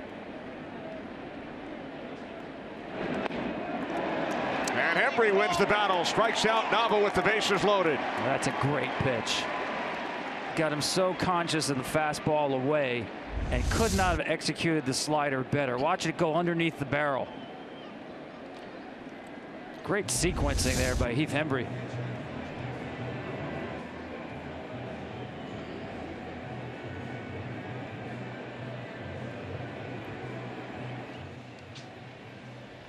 A visit from pitching coach Carl Willis. Today's Gatorade Frost cool under pressure moment. It was C.J. Cron going deep last night with the bases loaded off Red Sox starter Stephen Wright. And now Cron steps in with the bases loaded in the 5th inning. His grand slam in last night's game came in the top of the 6th, first of his career. Well, I think he's shown us, CJ, that inside fastball, he can cover that pretty well. First pitch, center field, and it will bounce in front of Bradley. 2-run score, and the Angels now lead 6-0. So Cron with 3 runs batted in tonight, now 40 on the season. Well, he just needs to play, and this is his opportunity right here to really get healthy, go play. You've gone through your learning period, and he had some injuries, and now they're just going to let him go. When your team's struggling like the Angels, if you get anything out of the season, it's what did our young guys get accomplished. And Cron's making big steps for him and the organization. That's a big sign. They need him to develop. So Cron 3 for 3 tonight with 3 runs batted in, a home run. He has scored twice after hitting a grand slam in the 6th inning here at Fenway last night. So the Angels with 6 runs, only 3 earned. 2 unearned runs here in the 5th inning. Well, as you mentioned, 3 hits tonight for C.J. Cron. 2 hits in the major league career of his father, Chris Cron. Played for the 91 Angels and the 92 White Sox. Now a coach in the Diamondback system. Safe at second. Pujols to third. Bases loaded once again. Well, that's frustrating right there.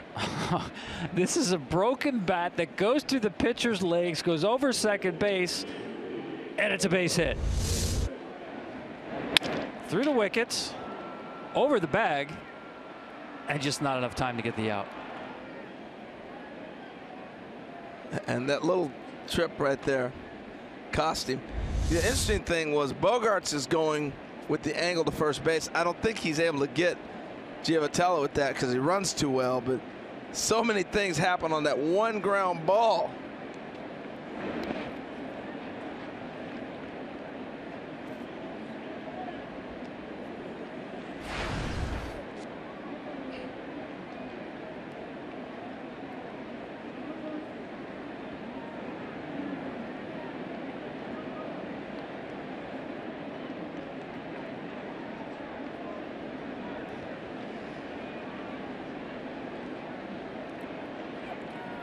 You saw Buchholz, who returned to the Red Sox dugout.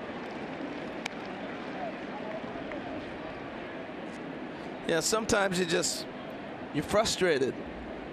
And I've seen a number of pitchers come out, go down that tunnel and grab a bat and start beating the wall up, a phone, you name it, whatever's down that runway. That's why a lot of clubs put literally they put a punching bag, a heavy bag, somewhere in that runway. Don't hurt yourself. Then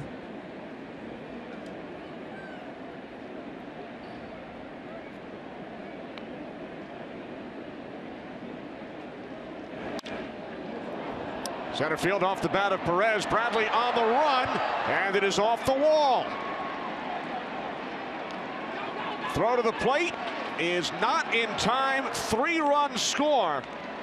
A bases clearing double off the bat of Carlos Perez. And the Angels continue to pour it on here in Boston. Well, remember what I said at the top, the keys to the game for the Angels: steaks well done.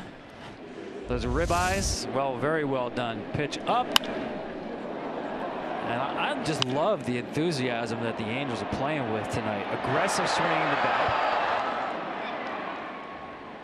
A lot of emotion. I love the way Pujols, too, was playing the role of the home plate coach. You see that, Harold, telling the runner to slide, making sure he was right there doing his job. You're supposed to do that. You know, it's not often in a baseball game it turns in one play in the first inning, but that reminded me of the Mookie Betts ball. Now, I know it was higher on the wall. It may not shoot back as hard, but that ball, you see how hard that shot back to Jackie Bradley? It's almost confirmation that, yeah, you made the right call by putting him at second. 5 runs in the inning for the Angels. They now lead 9-0. Wow. You know, we talked about Farrell and having a short rope with Clay Buchholz. In this case, here he is guarding against the big inning with Clay on the mound by going to Heath Embry, and really was a ground ball away from getting off the field. The errant throw by Travis Shaw prevented the double play, and now the blow-up inning has happened. And the bottom 4 in the Angels order, 6 through 9, have driven in 7 of the 9 runs tonight. Wow. And you even look at the ground ball that Pedroia grabbed and almost beat the guy to second base. They're out of the inning.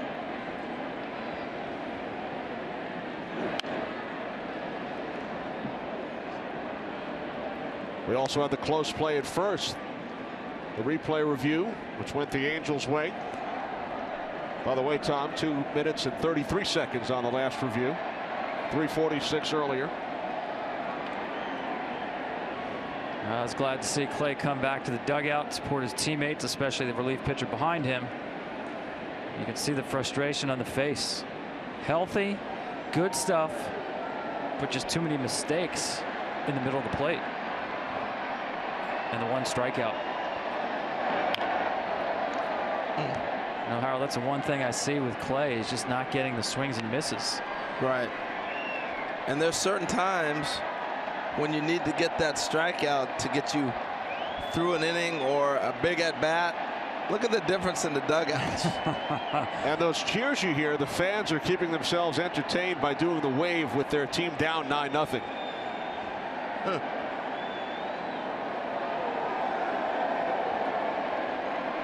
1-2 to Simmons, and he sends it into right field. So the Angels send 9 batters to the plate in the top of the 5th. They score 5 runs off Buchholz and Hembree, and now lead the Red Sox 9-0.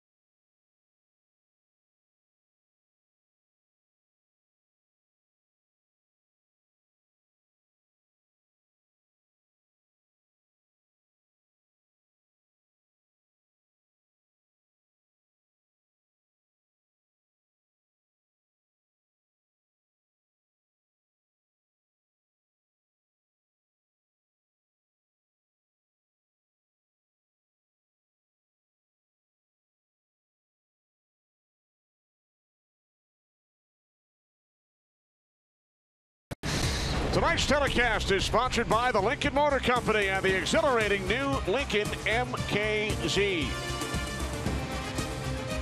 Back in Boston, 9-0 Angels. Follow live baseball with the MLB.com at Bat app. Stay up to the moment at any moment with Game Day, live game video highlights, StatCast, news, and more. Download MLB.com at Bat, the #1 app for live baseball on your phone and tablet. Travis Shaw leading off for the Red Sox against Hector Santiago, whose teammates have given him a 9-run lead to work with. Shaw 0 for 1, bounced out in the second, and he has committed 2 errors tonight. Angels scoring 5 unearned runs in the 5th, thanks in part to the second of Shaw's 2 miscues. Well, a game can get away from you quick here in Fenway. Sure can. At the same time, you know, normally you'd look at this type of game 9-0 here in the 5th inning. Center field, Trout, 1 away. I think it's Mount Everest to climb, but in this ballpark and with this Red Sox lineup, you know, I don't know, Mount Washington or something, you know, pretty big, but really still a possibility because of the ballpark and this offense the Red Sox have. You're right. I mean, we've all seen it. Score so many runs so quick. Just a great hitter's park. I mean, you got the corners are short. You got the monster. The pop-up can hit the wall. Big gaps in the right field and center.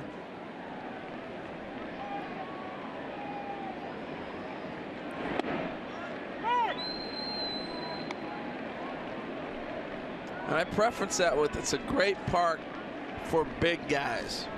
The little man, you're taking away that line drive that goes over shortstop, you're out. Because anything over your head's off the wall, right? So now you get played really shallow here. And you see where they play like Giavitello and different guys when they're hitting, and they take away that little line drive.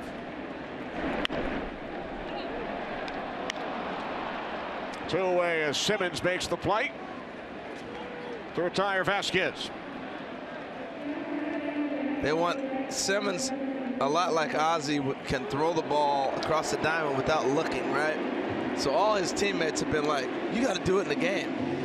You saw him catch the ball and flip it behind his back right there. Little fancy things. They want him so bad to catch a grounder in the hole and not look to the base and just flip it and throw it.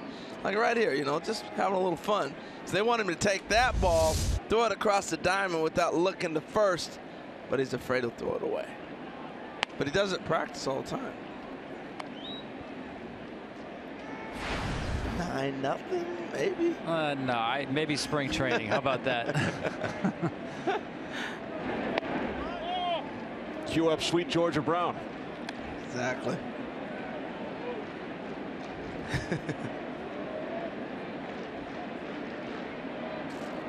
Betts 1 for 2. Long run for Calhoun, and he is unable to make the catch. Second double tonight for Mookie Betts. Well, Mookie Betts has got some thunder. That ball just rocketed past Calhoun. He had a good angle, thought he was going to run it down, and it just took off.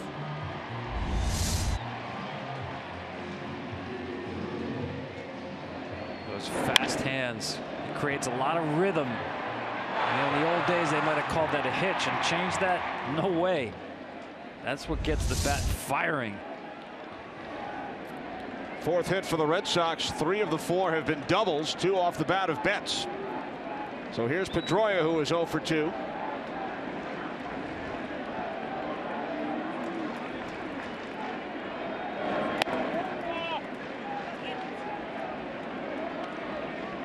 And Tom, to your point, how the Red Sox get back in the game.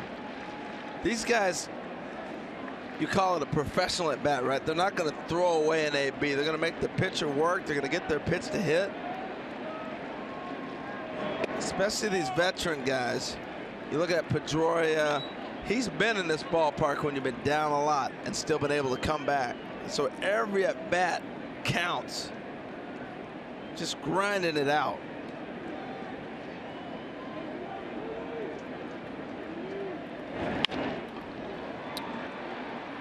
Escobar, and the throw gets away from Cron. Betts comes in to score the Red Sox first run. And Pedroia heads to second. That's how it starts. Now if you're the Angels, come in, guys, let's not let it get away from us, keep adding on. Tries to get himself turned and just didn't get his body turned and lined up. You're exactly right. You know, most times you think about errors, it's either the throwing arm or the hands. It's really the feet. Just got a little careless with his feet there on what should have been a routine out. Didn't get himself turned enough to make an accurate throw. So Escobar commits his 12th error. Bogart's at the plate. Walked in the first, fouled out in the third.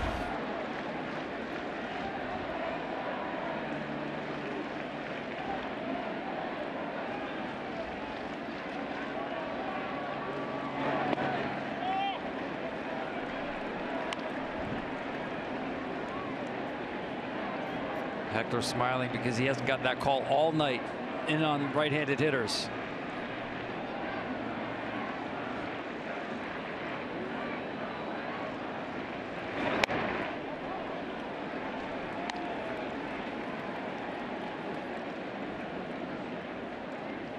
You got to figure out your ump. And what I've learned is the ball away to the left-handed hitter, he'll call. That ball you're not getting.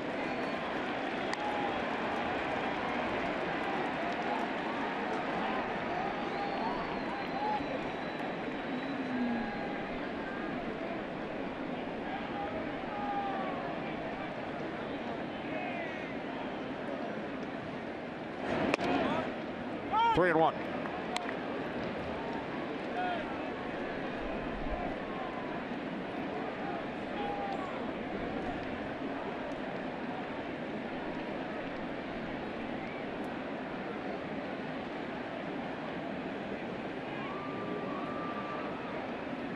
The 3-1 from Santiago, missing high with the fastball, ball 4. So the Red Sox, with a run in the inning, now have runners on first and second with 2 outs for David Ortiz.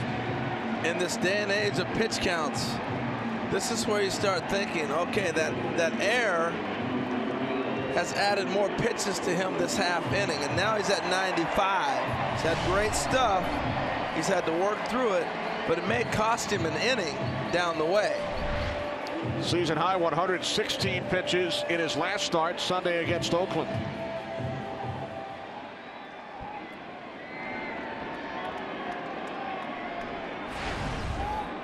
Ortiz 0 for 2. 2 on, 2 out. Bottom of the 5th inning. Pretty consistently staying away from David Ortiz. Fastballs and sliders away all night.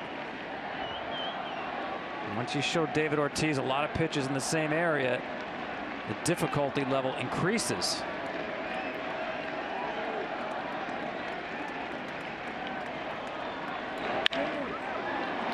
Hitting into the shift, Ortiz grounds out to end the inning, stranding 2. Red Sox score a run through 5, 9-1 Angels.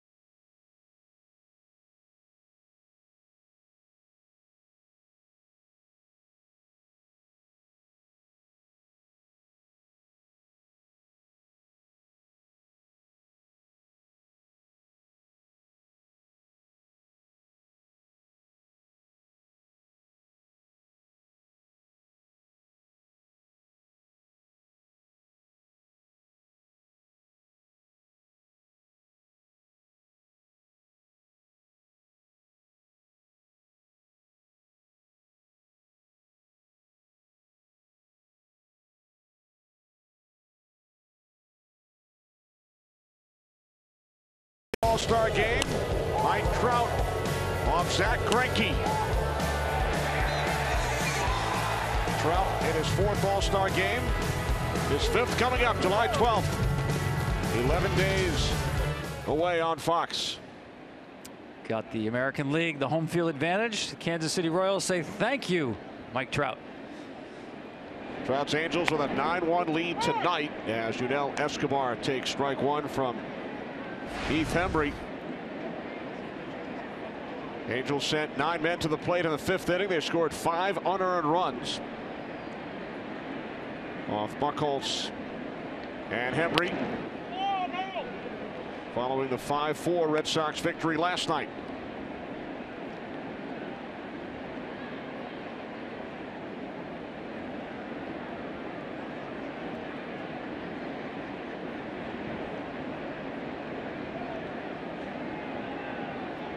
Escobar 0 for 3.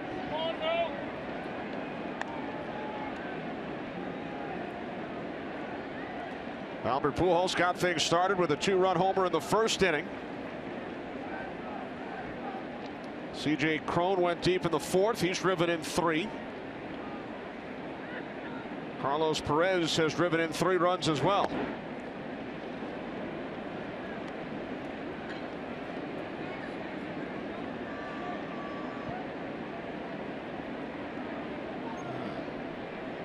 I must have missed the ball. I thought that was ball 4.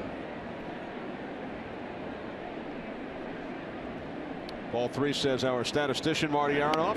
There's ball 4. There it is.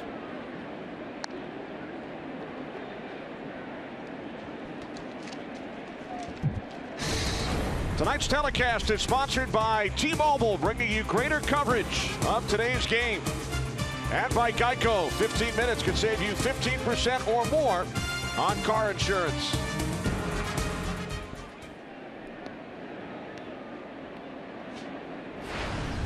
Leadoff man on for the Angels here in the 6th as Cole Calhoun steps in. 0 for 2 with a walk, came around to score in the 5th inning.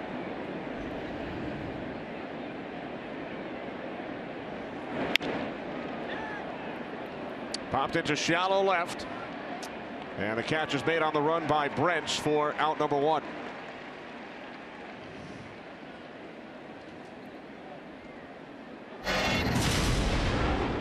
A look back at Mike Trout's major league debut. We are closing in on 5 years ago, July 8th, 2011. 5-year anniversary coming up in the big leagues next Friday. And it got me thinking, you said this, Harold, we kind of take him for granted in terms of his consistency at an elite level. So I wanted to look back over history of some people he's been compared to. Their first 5 calendar years and what we've seen out of Mike Trout. And guess what? His numbers not only match up with some of the best who ever played the game, but in some ways exceed it because he's such a multi-dimensional player. The power and speed combo at an elite level. We're watching one of the all-time greats to start a career. Trout 0 for 3 in that debut, and he has not looked back. I mean, his numbers over the first 5 calendar years. I mean, look, he's got the lead in the home runs and stolen bases. Stolen bases quite a lot over most of these. I call them inner circle, no doubt Hall of Famers. But he has still not gone deep here at Fenway Park.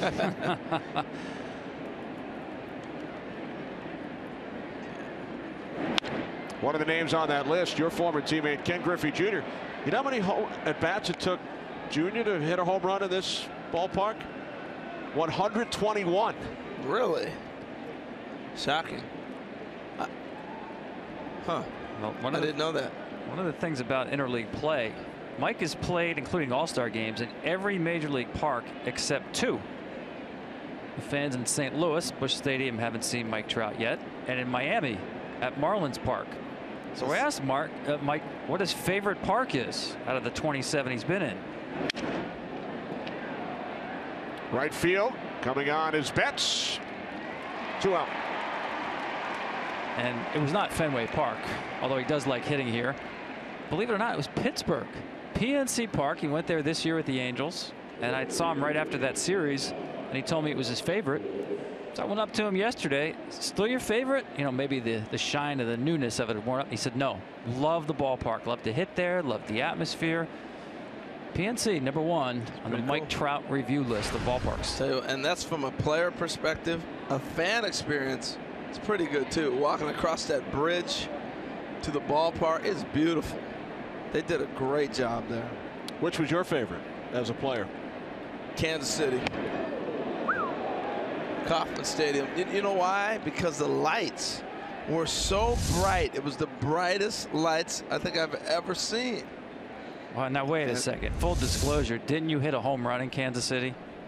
No, but I got my first major league hit there. That's what it was. Yeah, that always ends up being your favorite part. Sorry to bring this up, Harold. You never hit one here at 177 at bats. No, I didn't. I knew I didn't. I barely hit them in batting practice here. I was trying. You know, it was funny. Even if I was going to hit left-handed that night, I still hit right-handed batting practice because I wanted to hit balls over the monster. It was like, I just want to do that. Did you get one over in BP? Oh, yeah, I hit a couple. Not many. Must have felt good. Oh, yeah, that's one you write home about. Text home now. Snapchat. Exactly. Oh, that's so great about this ballpark, right? It really does connect the generations. Well, the guys today were talking about the red seat. Yeah. Ted Williams. And they were like, no way he hit the ball there. And then they had all the theory. Well, I heard the plate was moved further out then. That's why he hit it there. And, you know, they went into all the things. And the other one they talked about was the light tower in left center field. Manny Ramirez hit the ball up the tower. So in batting practice, this is around when Trout and Albert are taking BP. So they're like, I know I can hit the one down the left field line. I want to hit the one in left center. And Trout hit about 2 or 3 balls aiming at trying to hit it over the lights, and it hit the tower. Didn't hit the lights, but it hit the pole that held the lights. But just the fact he could have the accuracy. So I came up with a new idea for a home run derby. Instead of seeing all balls fall all over the place, Target practice. Call your shot. I like it. Yeah, Mike hasn't decided if he's going to hit in home run derby or not. He just told you no. He said no. Okay. Shake his head. Nix that. So you want a combination of home run derby and horse? Exactly. Payoff pitch to Pujols.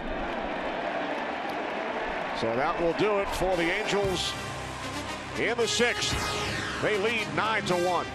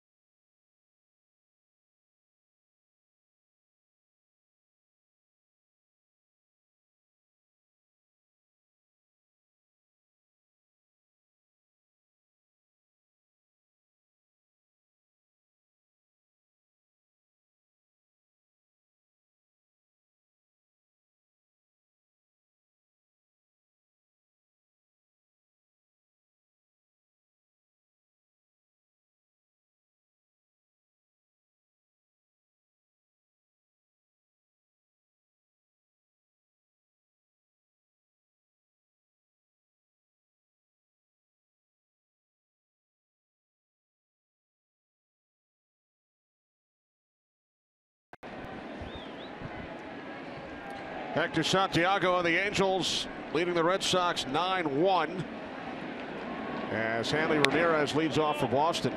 How much do you guys think the commercials cost during that last break? And the reason I ask, yesterday was the 75th anniversary of the first ever commercial on television. Wow. 75 years ago yesterday, and it was played during a baseball game. Phillies and Dodgers on a local New York station. The commercial for the Bulova Watch Company, a 10-second spot, cost $4. Wow. That was the first ever TV commercial during a Brooklyn Dodgers Philadelphia Phillies telecast, July 1st, 1941. And you're not going to tell me Vince Scully was on the call in that game, too. He was not there yet. Not too far after that. $4.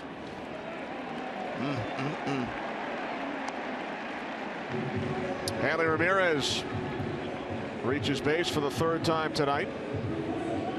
Yeah. I wonder how many watches they sold. Well, they're still going, right? That was the foundation. That was the beginning of that company.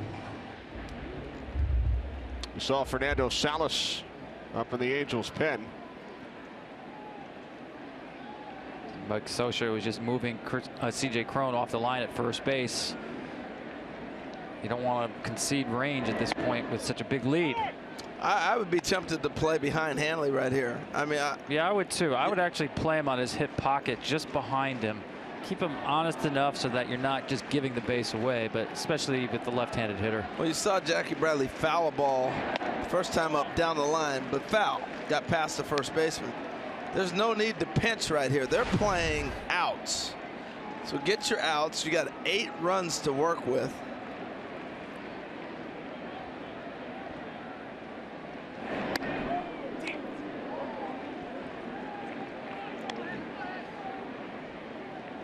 Santiago's going to scuffle through this. This is probably his last inning. That might be his last hitter as well. You see the pitch count there at 104. What'd you say, Kenny? 116 was his high this year? 116 in his last start. His career high right here at Fenway last season. He threw 124 pitches in a game last May, but his season high is 116. Well, you also look at the fact you got an 8-run lead. You try to be economical with guys' pitches, too. Save them when you can. Bradley strikes out for the 3rd time tonight. 1 away. 4th strikeout for Santiago. Well, baseball's 2 biggest summer events back-to-back. The T-Mobile Home Run Derby on ESPN July 11th, 8 Eastern. And the very next night, don't miss baseball's biggest stars, the 87th All-Star Game, presented by MasterCard, July 12th on Fox. Coverage begins at 7:30 Eastern. Santiago named to the All-Star team last year, did not pitch in the game. And since last year's All-Star break, Santiago has won only 7 of 31 starts, with an earned run average over 5, but pitching well here tonight.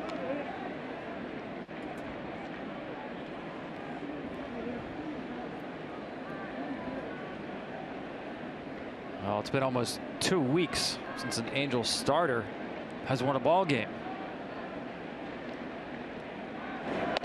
Santiago has earned his degree from ND. I don't mean Notre Dame. I mean no decisions. Leading all of Major League Baseball since 2013 in no decisions.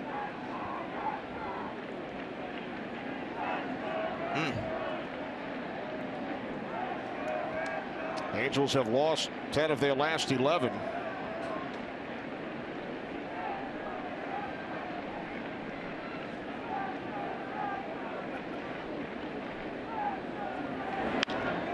Brents reaches out, pops it into shallow left center. And the catch is made. What a play. You've been talking about Simmons all night, Harold. What a play and what a throw.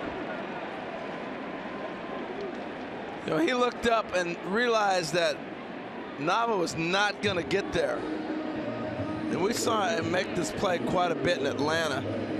But the beauty of the play for me, the catch is incredible. It's tremendous. But the throw, he put something on this too. right here, and he, presence of mind, if he doesn't get that into the dirt and it gets a little carry, he may have a play at first, but what a catch. Harold, all due respect to Ozzie Smith, I don't know that I've seen a shortstop better on pop-ups than Simmons. He actually took his eyes off that baseball twice and still not only found the baseball, caught it, and as you said, made a great throw. Well, it's like a wide receiver. That was beautiful. That's why you got the gold there, young man. Twice. And Shaw pops this one up to the right side. And the Red Sox are retired in the 6th. One more look at the play made by Angels shortstop Andrelton Simmons.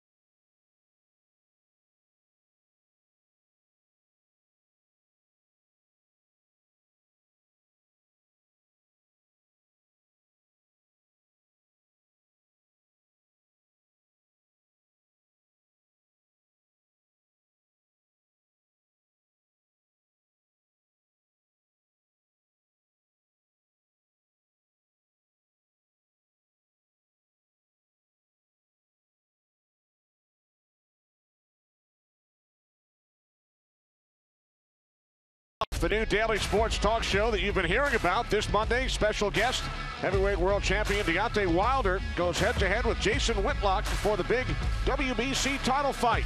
Don't miss it. All new Speak for Yourself. Weeknights, 6 p.m. Eastern, only on FS1. The left-hander Robbie Ross Jr. facing a pinch hitter Shane Robinson, batting for Nava here in the top of the 7th inning. 23rd appearance for Ross. Robinson 0 for 4 as a pinch hitter this season.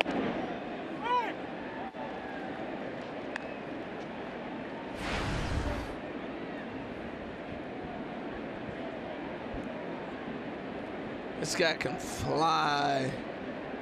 Shane Robinson can run. I'm hoping he hits a ball in the gap or something where we can see him just air it out. Yeah, I'd like to see him hit a ground ball that makes an infielder move a couple of steps, you know, and that's what really puts pressure on infielders. As you know, Harold, when that clock in your head starts to speed up. Yeah, I think he had my plan in mind on that swing. You may get a ground ball now. It's got 2 strikes.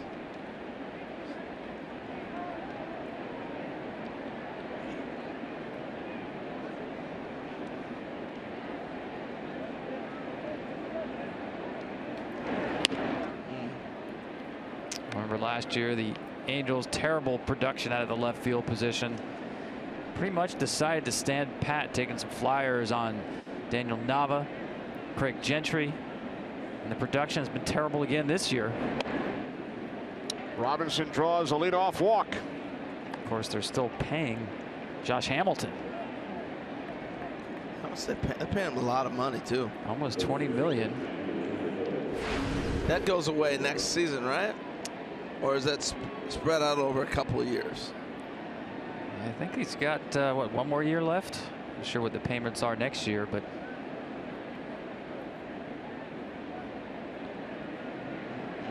The speedy Robinson takes his lead off first, and a base hit on the first pitch. C.J. Cron is now 4 for 4 tonight. Boy, have a night. I'm his hype man tonight. He's making me look good. This kid can hit. I'm telling you, he needs to play. Give him a chance. He's coming through. He's in a hurry to hit too. 2 straight times first pitch jumped on it. 4th career 4-hit game for Cron. 3 singles and a home run and a grand slam last night. So first and second with nobody out for Giavotella. 1 for 3 tonight.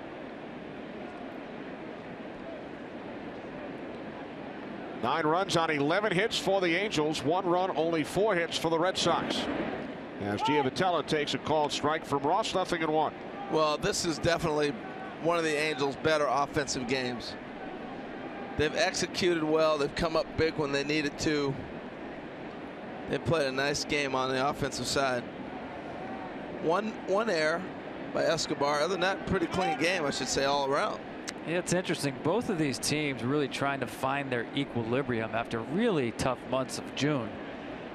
And both managers, Mike Scioscia for the Angels, John Farrell for the Red Sox, held meetings after games this week. Team meetings after losses, just not liking what they're seeing. Well, Mike Scioscia promised us, we're going to turn it around. Now the way back is get the starting pitching stabilized. That's the same case for John Farrell's team. And tonight, huge advantage to the Angels when it comes to starting pitching.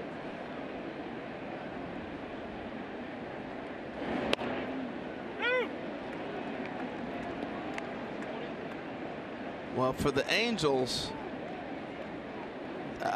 getting back in the division might be a little bit more difficult, I think, at this point in time than maybe for the Red Sox. Because that American League West, the Rangers and the Astros are on fire right now. I agree, and I don't think they're coming back to the pack. It's just too much ground for the Angels to make up. Pitch gets away from Vasquez. Both runners advance. You know,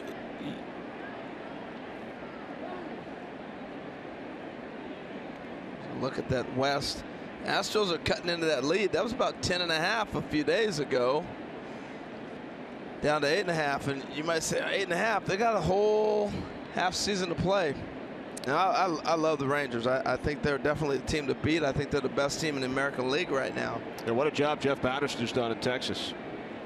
And we got to know that club quite well last year in a playoff run, but they've got pitching. They're going to get more pitching back when Yu Darvish gets healthy. He's coming back soon. You look at Lewis. Kobe Lewis is out for a little while. He'll be back. But just their young prospects have come up. The team blends well. Infield in, second and third. Diving stop by Pedroia. Gets the out at first as both runners hold.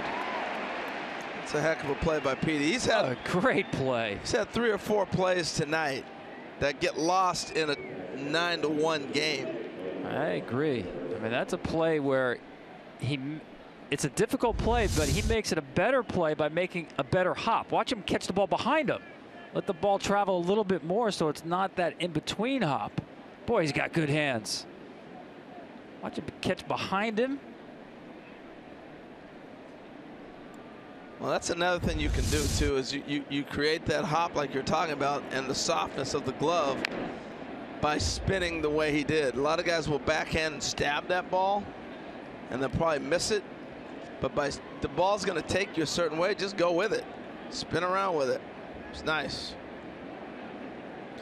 He has committed only 3 errors all season.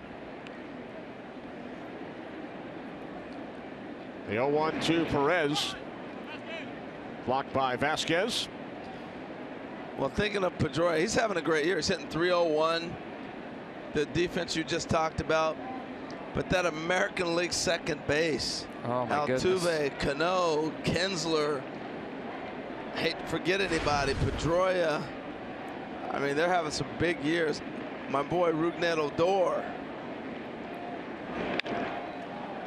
Perez with a base hit into left field. Driving in his 4th run of the night. And the Angels now lead 10-1. You know, so it's tough to pick who might be at that second base. Altuve, you see there. But here's a look at this list. I mean, you can do the same thing in American League third base. Yeah, I mean, I'm going with Altuve at second base. I got to tell you, to me, he's got to be on the short list for half-season MVPs. Yeah, it's tough to overlook Cano and Kinsler. No doubt. Great competition there. Mookie Betts should be one of the starters in the game. How about Carlos Perez, guys? He is 4 for 4. So 2 Angels with 4 hits tonight. The bottom of that order coming through a little bit.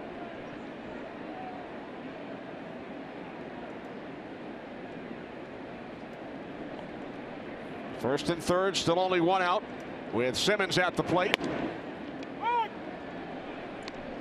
Red Sox are back now, trying to turn 2, and really not even in double play depth. It's a little bit beyond double play depth. The ball's hit hard, we'll take 2. If not, we're going to try to stop the bleeding and get it out somewhere is really what they're doing.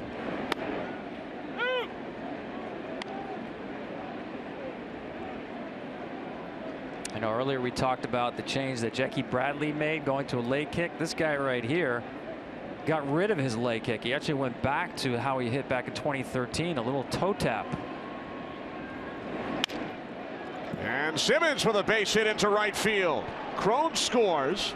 It is now 11-1 in the bottom 4 in the order, 6 through 9. 10 for 15 with 9 runs batted in tonight. Well, when you're hot, you're hot. This bat is sawed in half, and he was strong enough to find the outfield grass. But very impressive night, Kenny, for that bottom half of the order. And here's the toe tap he went back to. No leg kick. Put it down and pick it up. Ball out of the strike zone. On the bat died a hero.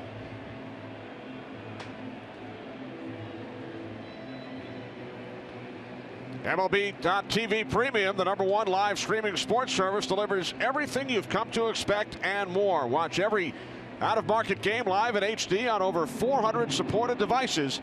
Visit MLB.TV for details. That's Pat Light, right-hander up in the Red Sox pen. Angels with 2 runs here in the 7th inning on 3 hits and a walk. With the bottom of the order continuing to do the damage. Escobar takes a called strike. He's 0 for 3 with a walk tonight.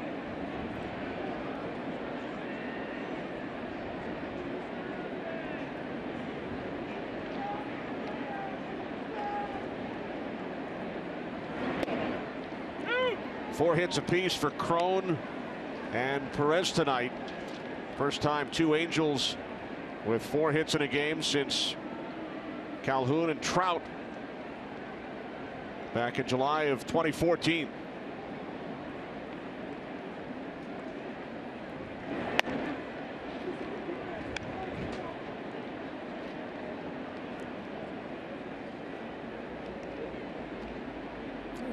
Long conversation going on right there between Escobar and himself.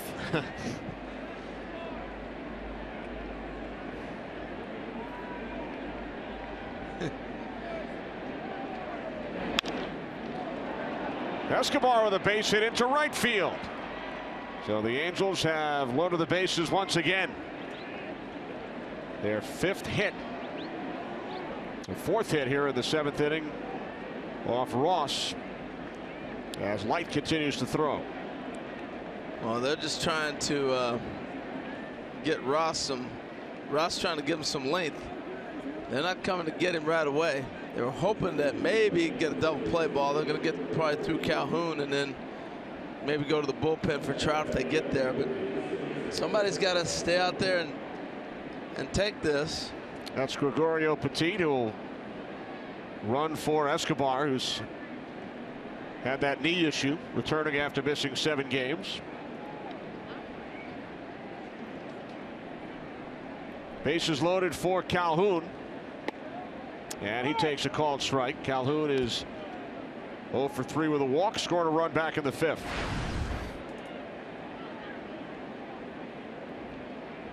(11-1) Angels, top of the 7th inning.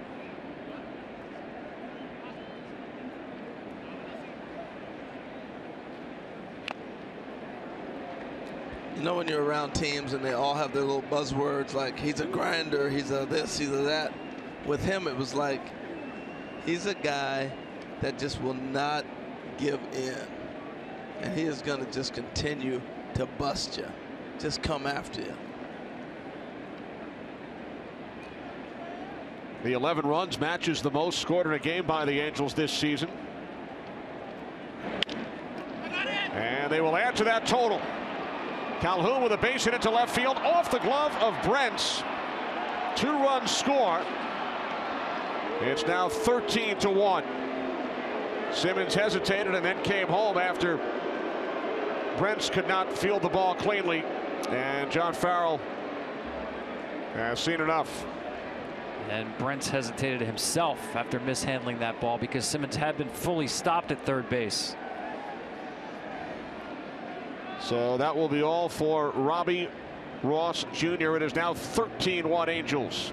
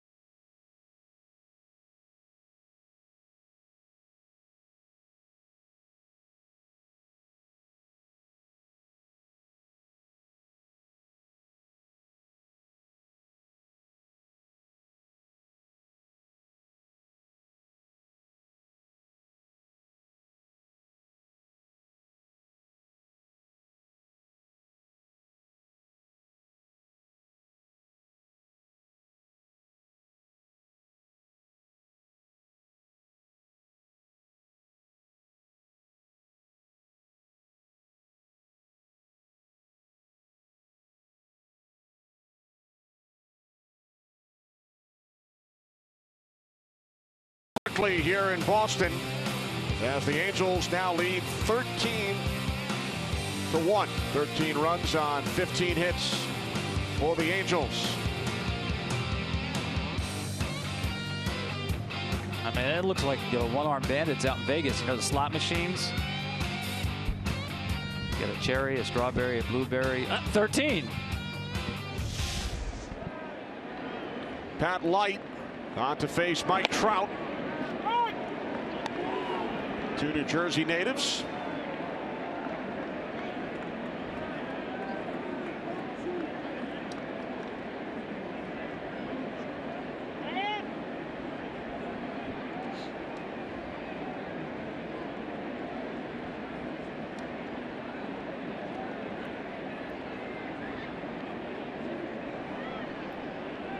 Light out of Monmouth University in New Jersey, and Trout takes that pitch and will head down to first. You hear him say, "You all right, Mike?" That's why he's got that pad on that left upper arm. I thought that hit his helmet. Didn't, huh?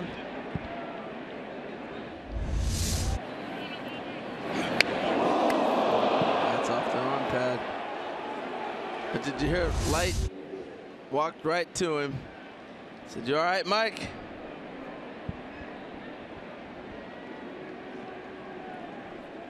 Oof. Now all you have to do is pitch to Albert Pujols with the bases loaded after you just hit Mike Trout. Now you know you got to throw one down the middle because you're not going to throw one inside again.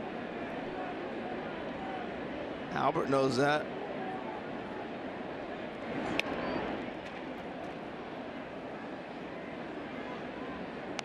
And you're absolutely right. That was a little overcorrection right there. Oh, yeah. Just pulled that fastball.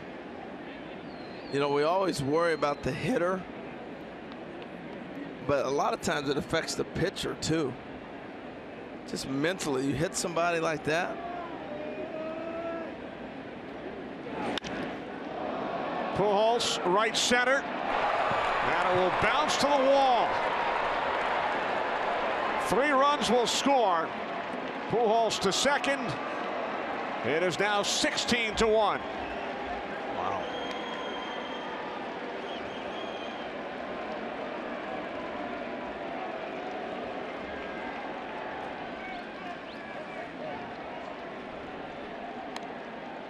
Well, this game, we talked about Fenway Park, it can get away from you. Well, you knew he was getting the fastball away, right? He knows what to do with it. Whack. I'll tell you something I noticed on this play was Mike Trout scoring from first base. Oh, I mean, it's a 13-1 game, folks. And look at him absolutely busted. He's trying to catch the guy in front of him and nearly does. Love watching that guy play baseball. You know, that's the one thing that Mike Scioscia talked about. Doesn't matter the situation. He is always going to be hustling like that, playing hard, making right decisions. I love the fact that those habits are built in. And that comes from upbringing, believe it or not.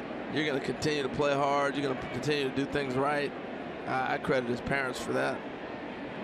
Jeffrey Marte running for Pujols.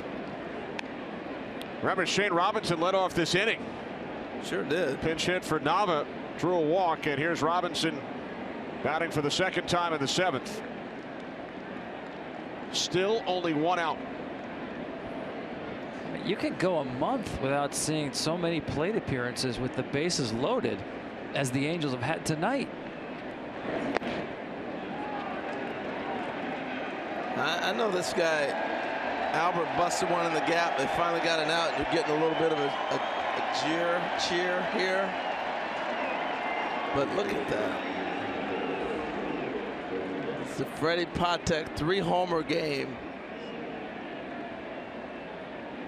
I remember that one. Freddie Patek, I think, is the smallest guy ever to hit 3 homers in a game. Was he 5'5"? Yeah, he's little. He was little. Packing a punch.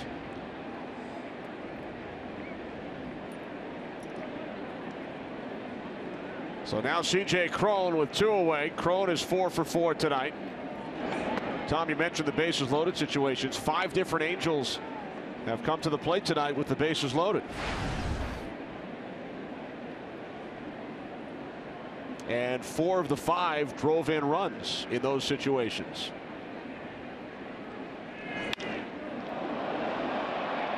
Long run for the center fielder Bradley. It is gone. C.J. Cron with his 2nd home run tonight, 3rd in 2 games here at Fenway Park. And the Angels now lead the Red Sox 18-1. Telling you, wake up, people. Recognize C.J. Cron. He's getting in the mix with these guys.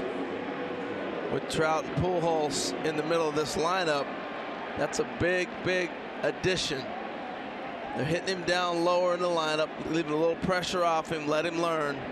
We're watching a young man come out tonight. He is 5 for 5 tonight. 2 home runs, 5 runs batted in.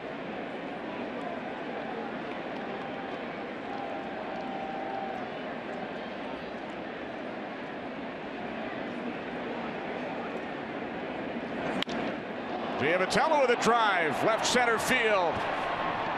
Bounces off the monster.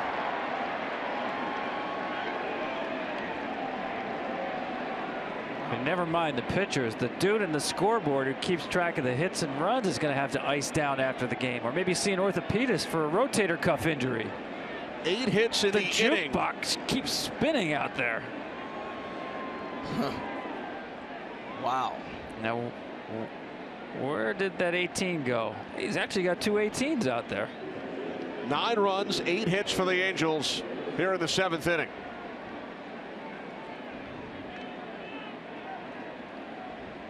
Wow. Looks like somebody's team meeting worked.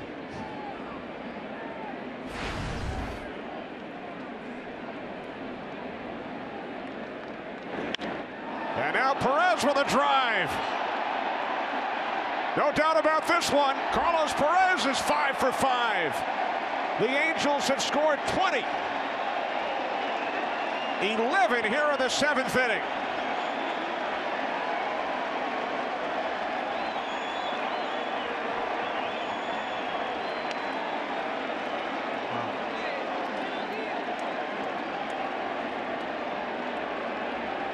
Well, I kind of feel for the pitcher. You see the celebration on the Angels bench, man. What a fun time when you're able to explode like they have. It's been the long ball, great defensive plays, and they've done it all tonight. Great pitching. 19 hits. Where did that 20 go? Now, where did I put it? He's looking way back in the storage room there. Haven't seen that 20 in a long time. Ah, there it is.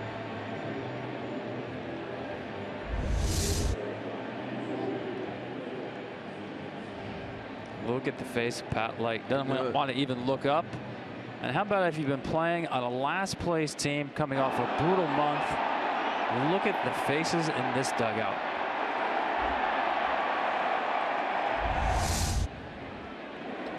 I'll tell you what threw Pat Light's night off was hitting Mike Trout. Right. Because he's got a nasty motion. This guy would be tough to pick up, but he has not gone with his moving the ball around, barely throwing a breaking ball. That's like one of the first that I've seen. He's had to pitch away instead of trying to go in. I mean, he's tall, lanky, stands right on the side of the right-handed hitter. And guess what? If you're looking for help behind you, don't look, because there is none. Simmons is the 7th batter Light has faced. He allowed 2 home runs, 2 doubles, and the inning finally comes to an end. Angels sent 14 batters to the plate. In the 7th inning, they scored 11 runs on 9 hits. A standing ovation for the Red Sox. Sarcastic, of course, from the fans here in Boston as the inning finally comes to an end.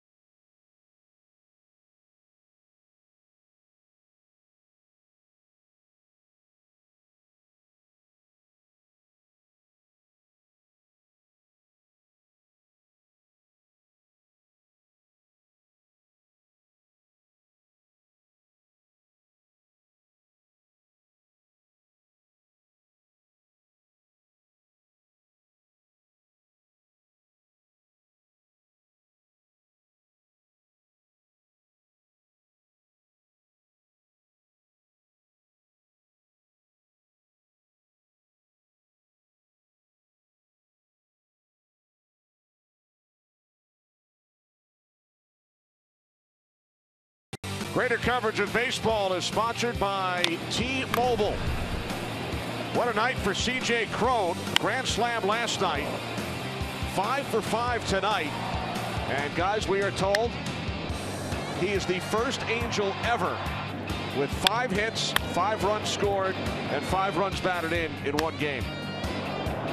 First in Angels franchise history. Think about that. There's been some good hitters throughout the years of the Angels. See, that's what they knew they were going to get when they drafted him. Nobody expects that. What a night. Fernando Salas on a relief of Hector Santiago, who leaves with a 19-run lead. How about Carlos Perez, the catcher? Oh, by the way, he's got 5 hits. He came into the game batting 186. By the way, Petit remains in the game at third base. Robinson in left field. Robinson came to the plate twice before he went out to the outfield. Don't be afraid to take care of Trout and be like, Mike, you're done for the night. All he does is play every day for the last couple of years. Well, they only have one player left, one position player, and that's the backup catcher, Jet Bandy. Well, the last time a visiting team had 2 players with 5-hit games here at Fenway Park, 1970, the White Sox. Luis Aparicio and Walt Williams. Wow. Now the 11-run inning, 2 shy of an Angels franchise record. They scored 13 runs in an inning twice. 1978 in Texas, 1997 against the White Sox. C.J. Cron, he can't wait to get to the plate again. Try for number 6. And remember, the Angels season high for a game was 11 runs prior to tonight. They just scored 11 in 1 inning. Vasquez flies out to Calhoun in right for out number 1. You know what's amazing about this whole game? I know it's 20-1, bottom of the 7th. This place is still packed. People are still here. We heard them all going to break. Standing ovation. And the best part about it for the Red Sox, it will still only count as 1 loss. True. That's why the run differential thing drives me crazy. It does. Every game starts 0-0. I don't care what you gave up. Tomorrow, it's 0-0.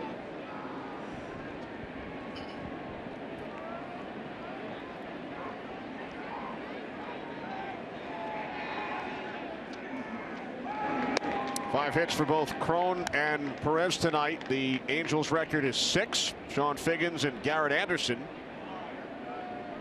Mentioned the Angels' poor record in June. The Red Sox in a June swoon as well. Only 10-16. They did win last night's game on July 1st. Both teams holding post-game meetings over the last week, and you wonder what's going through John Farrell's mind right now. Well, I think there's more pressure on John Farrell than there is on Mike Scioscia at this point in time. Scioscia's club, with all the injuries and the no moves Tom talked about with the left field situation and all that. But John Farrell, you know, the Red Sox were like, we turned around, this is our year. So I think he's feeling a little bit more heat. And these games don't help. You know, I've been on this side of it. And Mookie Betts goes deep. His 17th of the season. And his 3rd extra base hit tonight. What a player.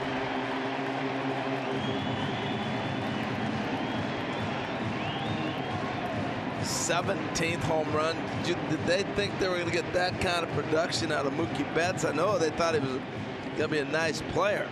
But 17 before. Watch the hand break. speed right here. I mean, pitchers think they can get fastballs up on him. Forget it.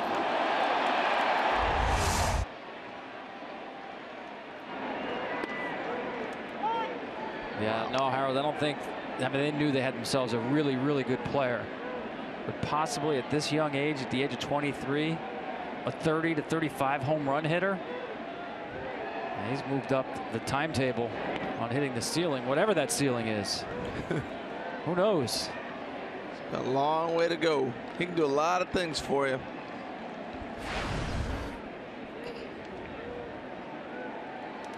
And by the way, I'm with you with John Farrell and this team. I really think at this point they are at a very urgent point of the season.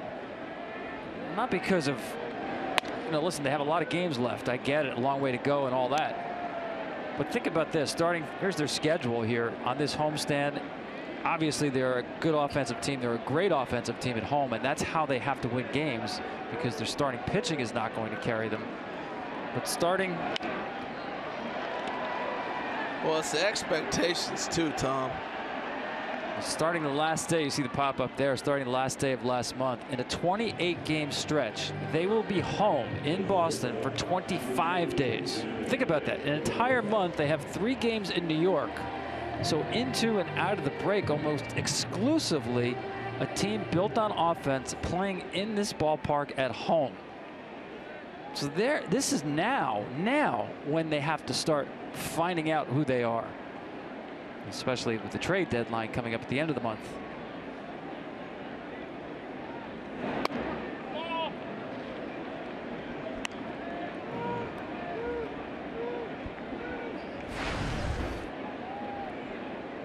I know this, guys. They're going nowhere unless they solve the problem of starting pitching. And that's 1 through 5. Yeah, and the one guy that was intriguing to most right now, he just went off the board, and that's Bud Norris. He went to L.A. But who else are you going to get? Most of the guys everybody talks about are relievers, the Yankees relievers. But when you're talking about turning around, everybody, what the second wild card has done, it's given hope to teams that thought they did not, that you would be going and getting their players. Now they're saying, no, we're still in it. So you don't get that opportunity to go get those guys. And I thought it was very interesting when we asked John Farrell about that issue you talked about. Who can you go get? And he said we can't get anybody better than Eduardo Rodriguez, who's trying to work out his problems in the minor leagues. And right now it's the Red Sox who are in the wild card spot in the American League. They trail by 18 tonight.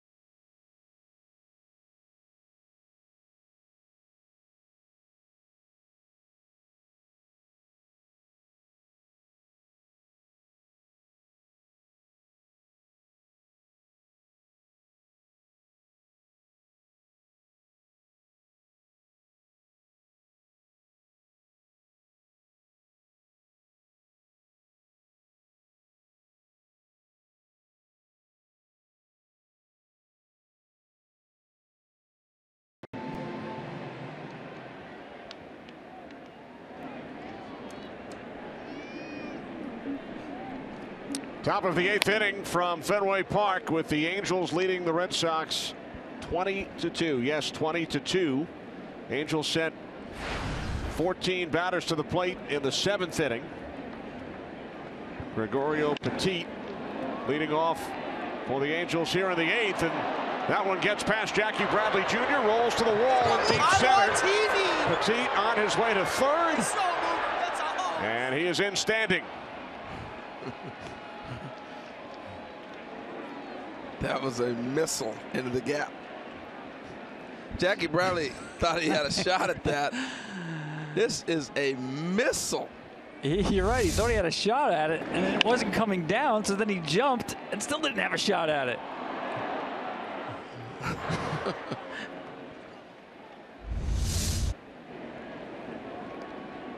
Man.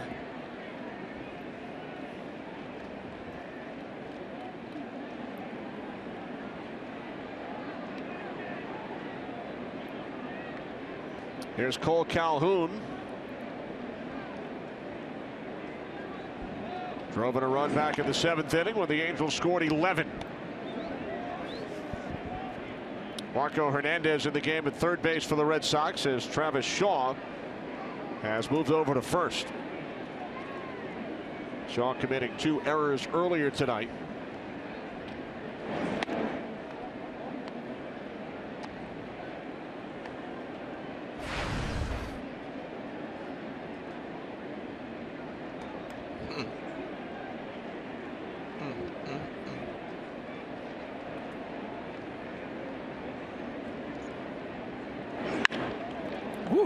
Nice play by Shaw.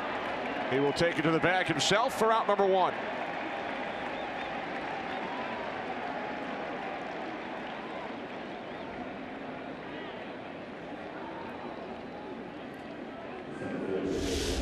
Here's Mike Trout signing autographs prior to the game.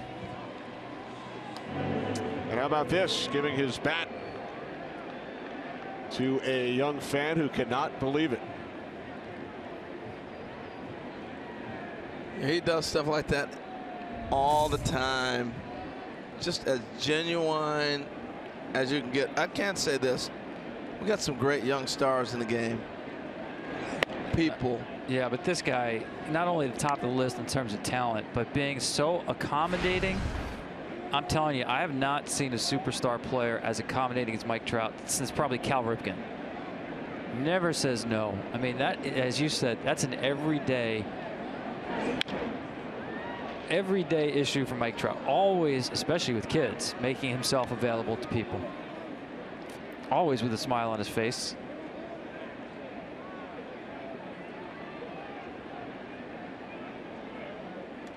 Yeah, it's time consuming, but if you do it, it is so rewarding to those that receive it on the other end. It's special. Robert Trout was the first batter that Light faced tonight, and he was hit by a pitch. Might be the first breaking ball he's thrown since he hit Mike Trout. It's a good pitch. This was back in the 7th inning.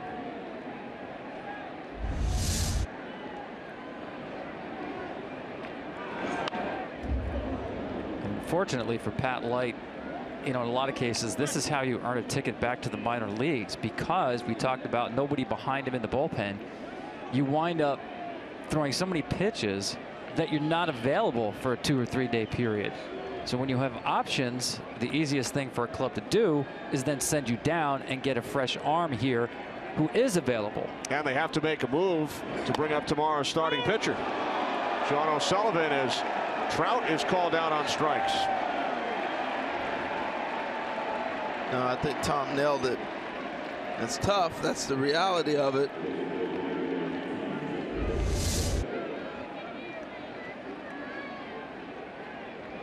That's a 20-2 zone. Yeah, exactly. Once again, you saw the catcher Vasquez move the glove a lot and still get the call. Here's Marte with 2 out. That's probably, to me, the biggest change in the game in the last 10, 15 years, is how the catchers are bringing balls into the zone. Because of the new Quest Tech and how the umpires are judged, you're still going to get calls that you would never got. You do that back in the day. Well, I'll be honest with you. Vasquez has great defensive skills, great throwing arm, great transfers, hands are terrific. I do not like the way he moves the glove after receiving the ball. He moves it too much. I mean, ideally, you want a catcher who's much more quiet with the hands to be pulling pitches into the strike zone. You don't really want to be doing that. Well, he's snatching, and that's what umpires don't like. And I'm telling you, you would have got no balls called for you. Definitely nothing close if you're doing that, and you're going to get an earful from the ump.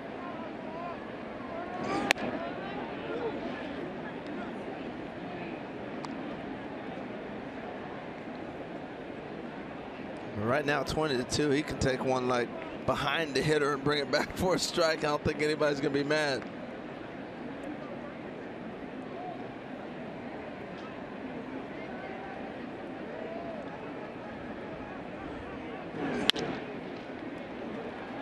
And this one gets past Bogaerts. Coming in to score the 21st run for the Angels is Petit.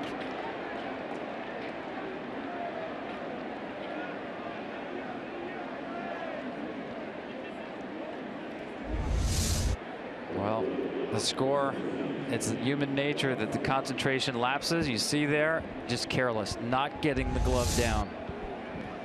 Been out in the field a lot tonight. Game's non-competitive. Should not change your approach. But it did.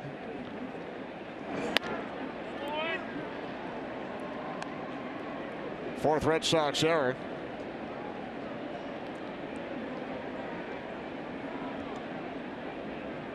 The Angels' record for runs in one game is 24. It's the fourth time they've scored at least 21. They scored 24 back in 1979 in Toronto. Middle of the eighth at Fenway.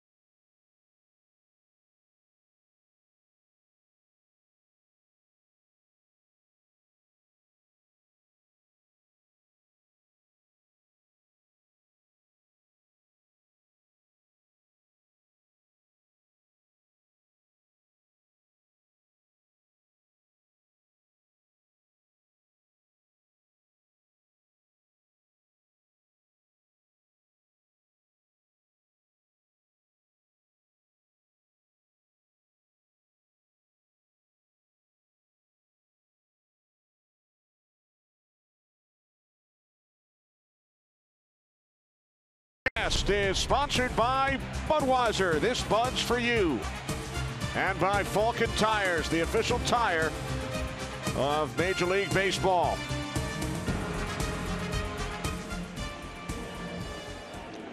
Bottom of the eighth inning here at Fenway. Third pitcher of the night for the Angels, Deolis Guerra, making his 15th appearance.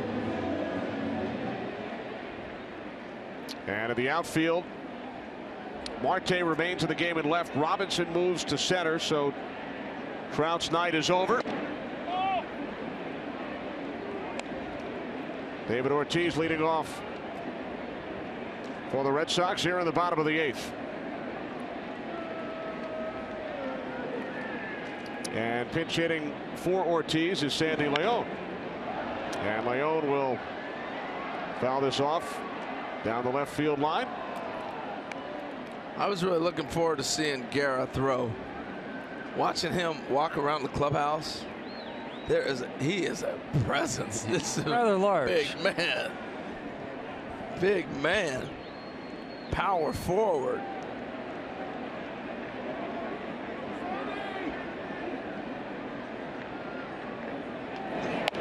Woo.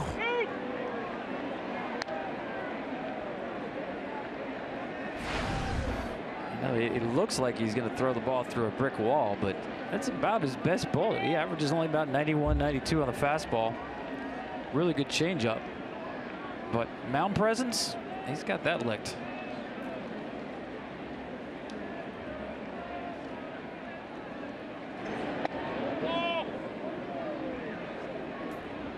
Now, earlier we talked about John Farrell having a meeting earlier in the week.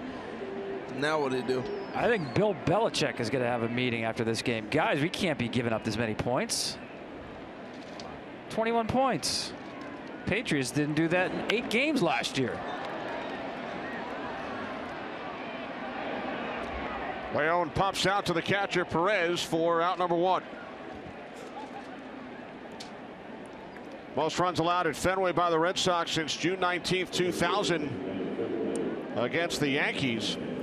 Prior to that, you have to go back to 1970. It's only the 9th time they've allowed at least 20 at Fenway. The 6th time they've given up at least 21 here.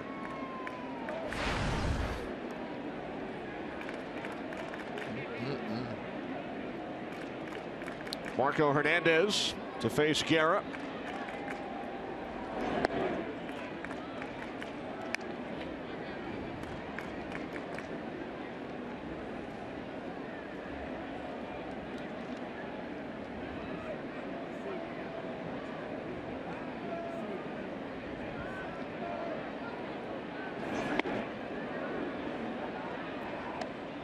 This kid's going to be a pretty good hitter when he gets the at-bats and the reps and the opportunity, but put up good minor league numbers, but really nice approach.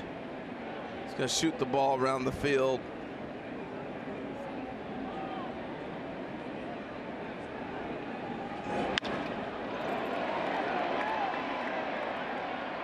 Oh. Marte able to make the play in left. Now 2 away. Well, Tuesday on ESPN, it's the Esurance All-Star Selection Show. The lineups for both teams will be announced. Then on July 11th, it's the T-Mobile Home Run Derby on ESPN. It all leads up to the 2016 MLB All-Star Game, Tuesday, July 12th, 7:30 Eastern, only on Fox.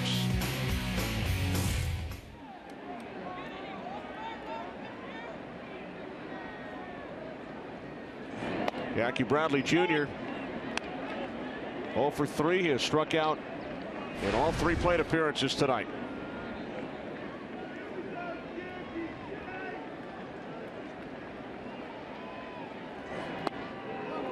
That's one of those nights when you go up there swinging at that first pitch. Yeah, you're saying, please don't get me to 2 strikes again. And of course, you're 0-2 before you blink.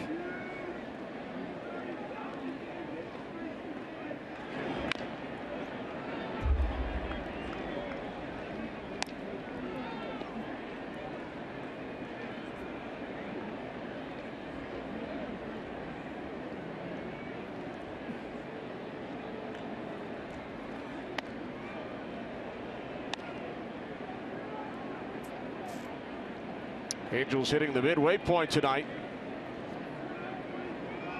Game number 81, and they've scored 10 more runs than in any other game so far this season. Now's when you hold a team meeting. See, boys, it's working. And if you're the Red Sox, you turn the page on this one as quickly as possible. The less said after this, the better. Pack up your stuff, go home, get a good night's sleep, and come back tomorrow afternoon.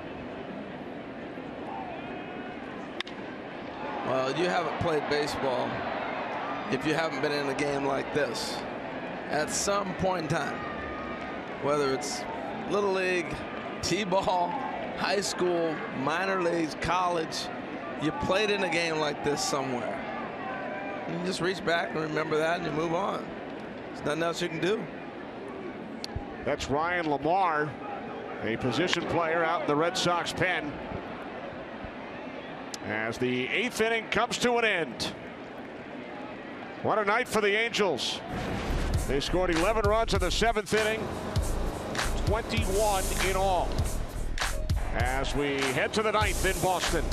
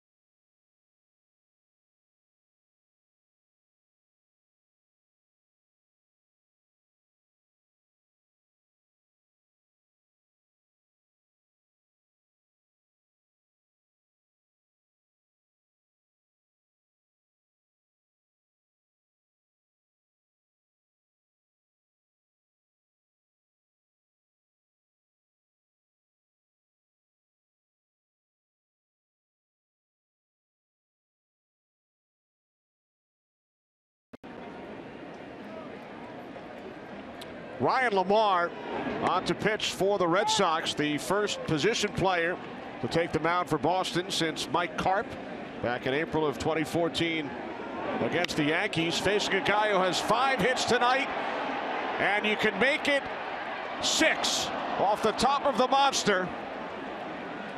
C.J. Cron coming so close to his 3rd home run of the game, and he ties a franchise record with his 6th hit tonight, joining Sean Figgins and Garrett Anderson in the record books. What a night. What a night. Look, you got a position player and you try to feast on it. It's more pressure on the hitter when you're facing a position player than it is on that pitcher. I want to know the last time someone took the mound for the Red Sox wearing eye black.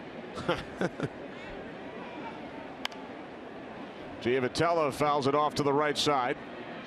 So C.J. Cron with 3 singles, a double, and 2 home runs tonight.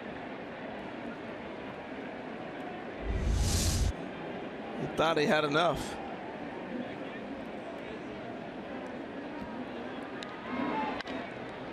Giavotella, center field, Bradley, 1 out. Hey, Ryan LaMarre was a great athlete in high school. Played football, baseball, obviously, hockey. I'm not sure if he pitched, though. And he's just, I mean, this is batting practice. We see position players get on the mound and think they're pitches. Remember, we saw Pennington in the postseason. Yeah.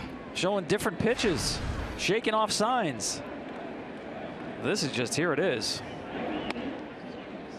Here's Carlos Perez, who has 5 hits tonight. I mean, he's playing horse with his buddy Crone. Remember, coming into this game, only 2 Angels ever had 6 hits in a game. If Perez gets a hit here, they will have 2 with 6 hits in 1 game. Yeah, probably won't see this ever again. And Perez is finally retired as he lines out to the left fielder Brent. So Carlos Perez, who came into the game batting 186, goes 5 for 6. Got some loud outs too, man.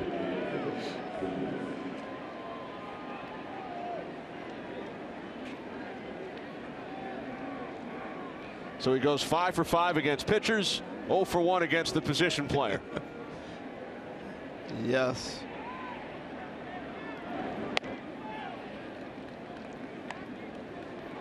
It's not all fun and games either when position players pitch, Tom. No, it's not. And that's why I would tell a guy like this, do exactly this. You know, don't try to overthrow. It's the worst thing you want to do. Don't try to invent something out there. And just wear it. Even if you get lit up, don't hurt yourself. Well, you look at yesterday's game in Toronto, and Ryan Goins pitched the 18th, and Darwin Barney lost it in the 19th. But Goins went on the disabled list today. Because of a sore arm. Of course, I can't help but think about, in this ballpark, Jose Canseco going to the mound and injuring his elbow. That's the other thing you worry about right there. Tuck and duck. I said, don't get hurt. I was thinking about the arm. 22nd hit for the Angels. Franchise record is 26. Our Budweiser game summary, and there's a lot that does not fit on this graphic. You take a look at what Crone, Perez, and Pujols have done tonight. Angels with 11 runs in the 7th inning. Most runs allowed by the Red Sox at Fenway since 2000.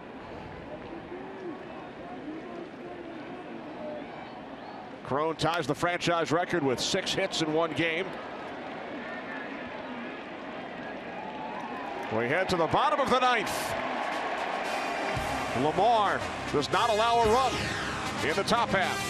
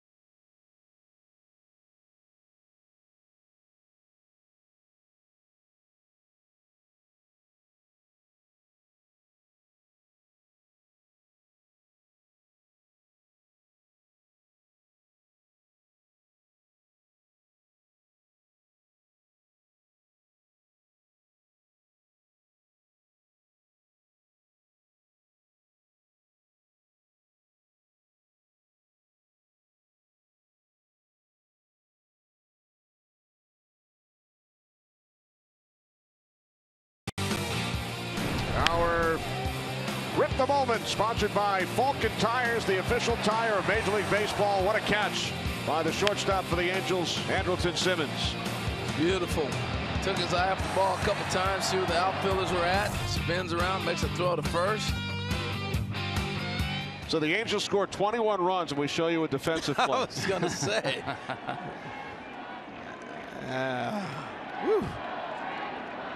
Bottom of the ninth. 21-2. Angels over the Red Sox, and a great job by our entire crew tonight, led by producer Aaron Stoikoff, director Matt Gangle, associate director Gilbert Cepeda, broadcast associate Sam Younger, and our statisticians worked overtime tonight. Marty Aronoff and Dave Corris, tremendous as always. Brents with a base hit to lead off the bottom of the ninth for the Red Sox. I smell a comeback. Boy. Yeah, we talked about the history of this ballpark. Fenway Park has been around longer than crossword puzzles, the theory of relativity, the Panama Canal, and traffic lights. And we've seen 11 extra base hits by the Angels tonight. That's been done only 10 other times by a visiting team in this ballpark in more than a century.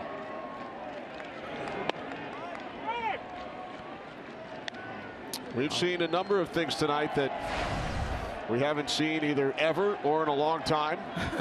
C.J. Cron, the first ever Angel with 5 hits. 5 runs batted in. He added a 6th hit. Third Angel in history with 6 hits in 1 game. Tonight's telecast sponsored by Cialis and by Domino's. Order online and track your order. I think Harold already ordered a couple of hot dogs in the 7th inning. It's getting there.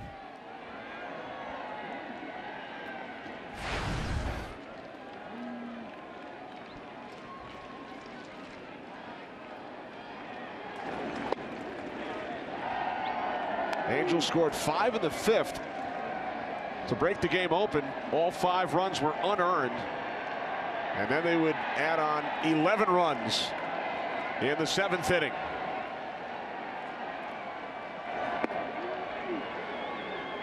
Five runs batted in for Cron.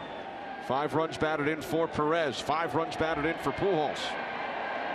Accounting for 15 of the 21. 3 guys.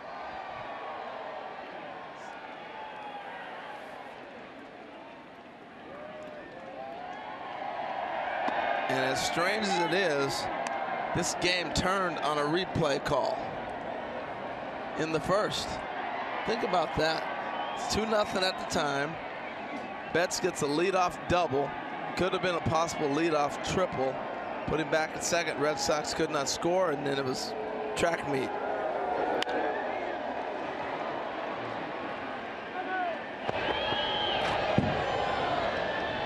If Perez had come up with a base hit in his 6th at bat, it would have been his 6th hit. His teammate Cron has 6.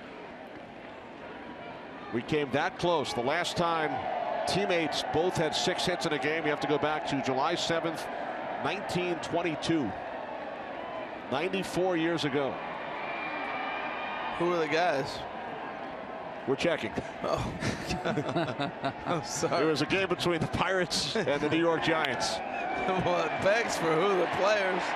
They need us to get that specific, Harold.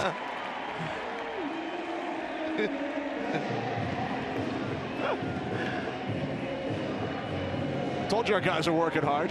Yes. It's those two. Matt Shoemaker, Sean O'Sullivan tomorrow. I figured the Beards were taking us back to 1922. Wasn't sure. Catch it on Fox Sports West beginning at 10 a.m. Pacific. That's saying save some of these runs for me, guys. Winless in June with a superlative ERA. Yeah, he's been throwing the ball really nice.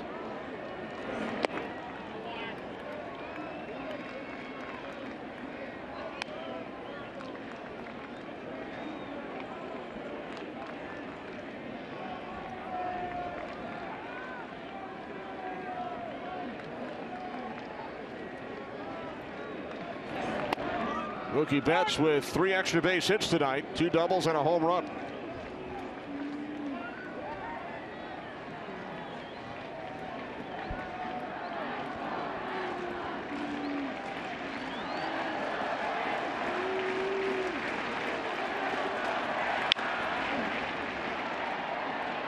Fair ball. And the first baseman, Cron, off the bag. So the Red Sox stay alive. Now 2 away in the bottom of the 9th.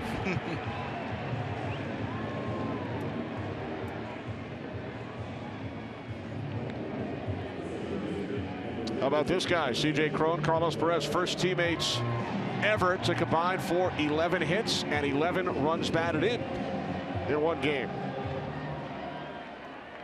Since 1920. Not even those anonymous 1922 Pirates combined for such damage.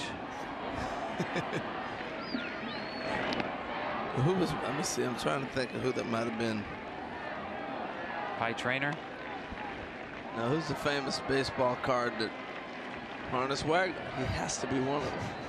By the way, Harold, since you asked, the 2 Pirates with 6 hits in a game. Yes. Last time it was done, Max Carey and Johnny Gooch, 1922. Of course. Max Carey, yes. It's like in future years they'll ask, back in that day when there was 11 combined hits and RBIs by 2 Angels, who was it? It got to be Trout and Pujols, right? Exactly. Exactly. C.J. Cron, Carlos Perez. Perez with 6 runs batted in. And a base hit into left field for Pedroia. Red Sox have loaded the bases here in the bottom of the 9th.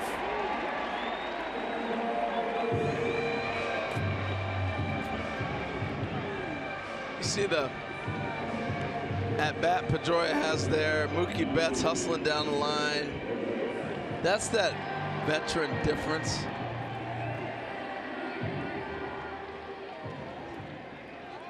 Well, baseball's 2 biggest summer events back-to-back. The T-Mobile Home Run Derby on ESPN July 11th, 8 Eastern. And the very next night, don't miss baseball's biggest stars at the 87th All-Star Game, presented by MasterCard, July 12th on Fox. Coverage begins at 7:30 Eastern. Xander Bogaerts with the bases loaded. He reached back for a little extra on that one.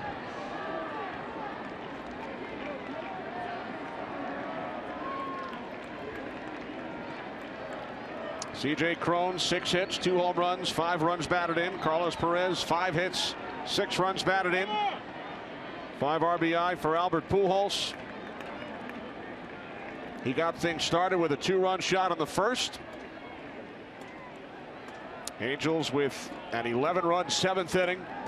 21 runs on 22 hits for the Angels tonight. If I was an opposing team watching the Angels tonight, I'd be concerned not about the home run Pujols hit, but the ball he hit to right center. He blistered that ball. And if he's doing that, covering the ball in and away, that's trouble. By the way, 21 runs. Mike Trout did not drive in a run tonight. I thought you were going to say blackjack.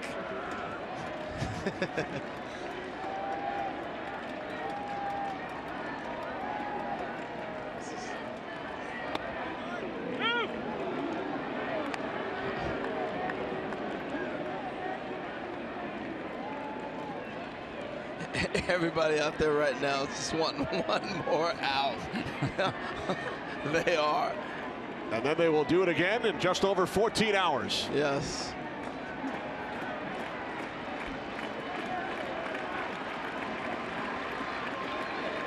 The 1-2 to Bogaerts.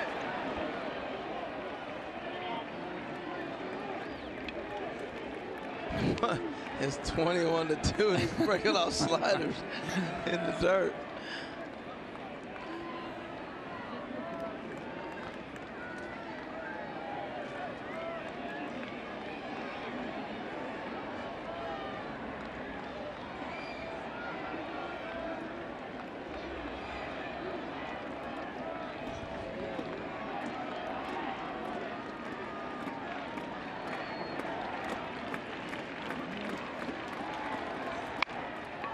Slow roller to the right side.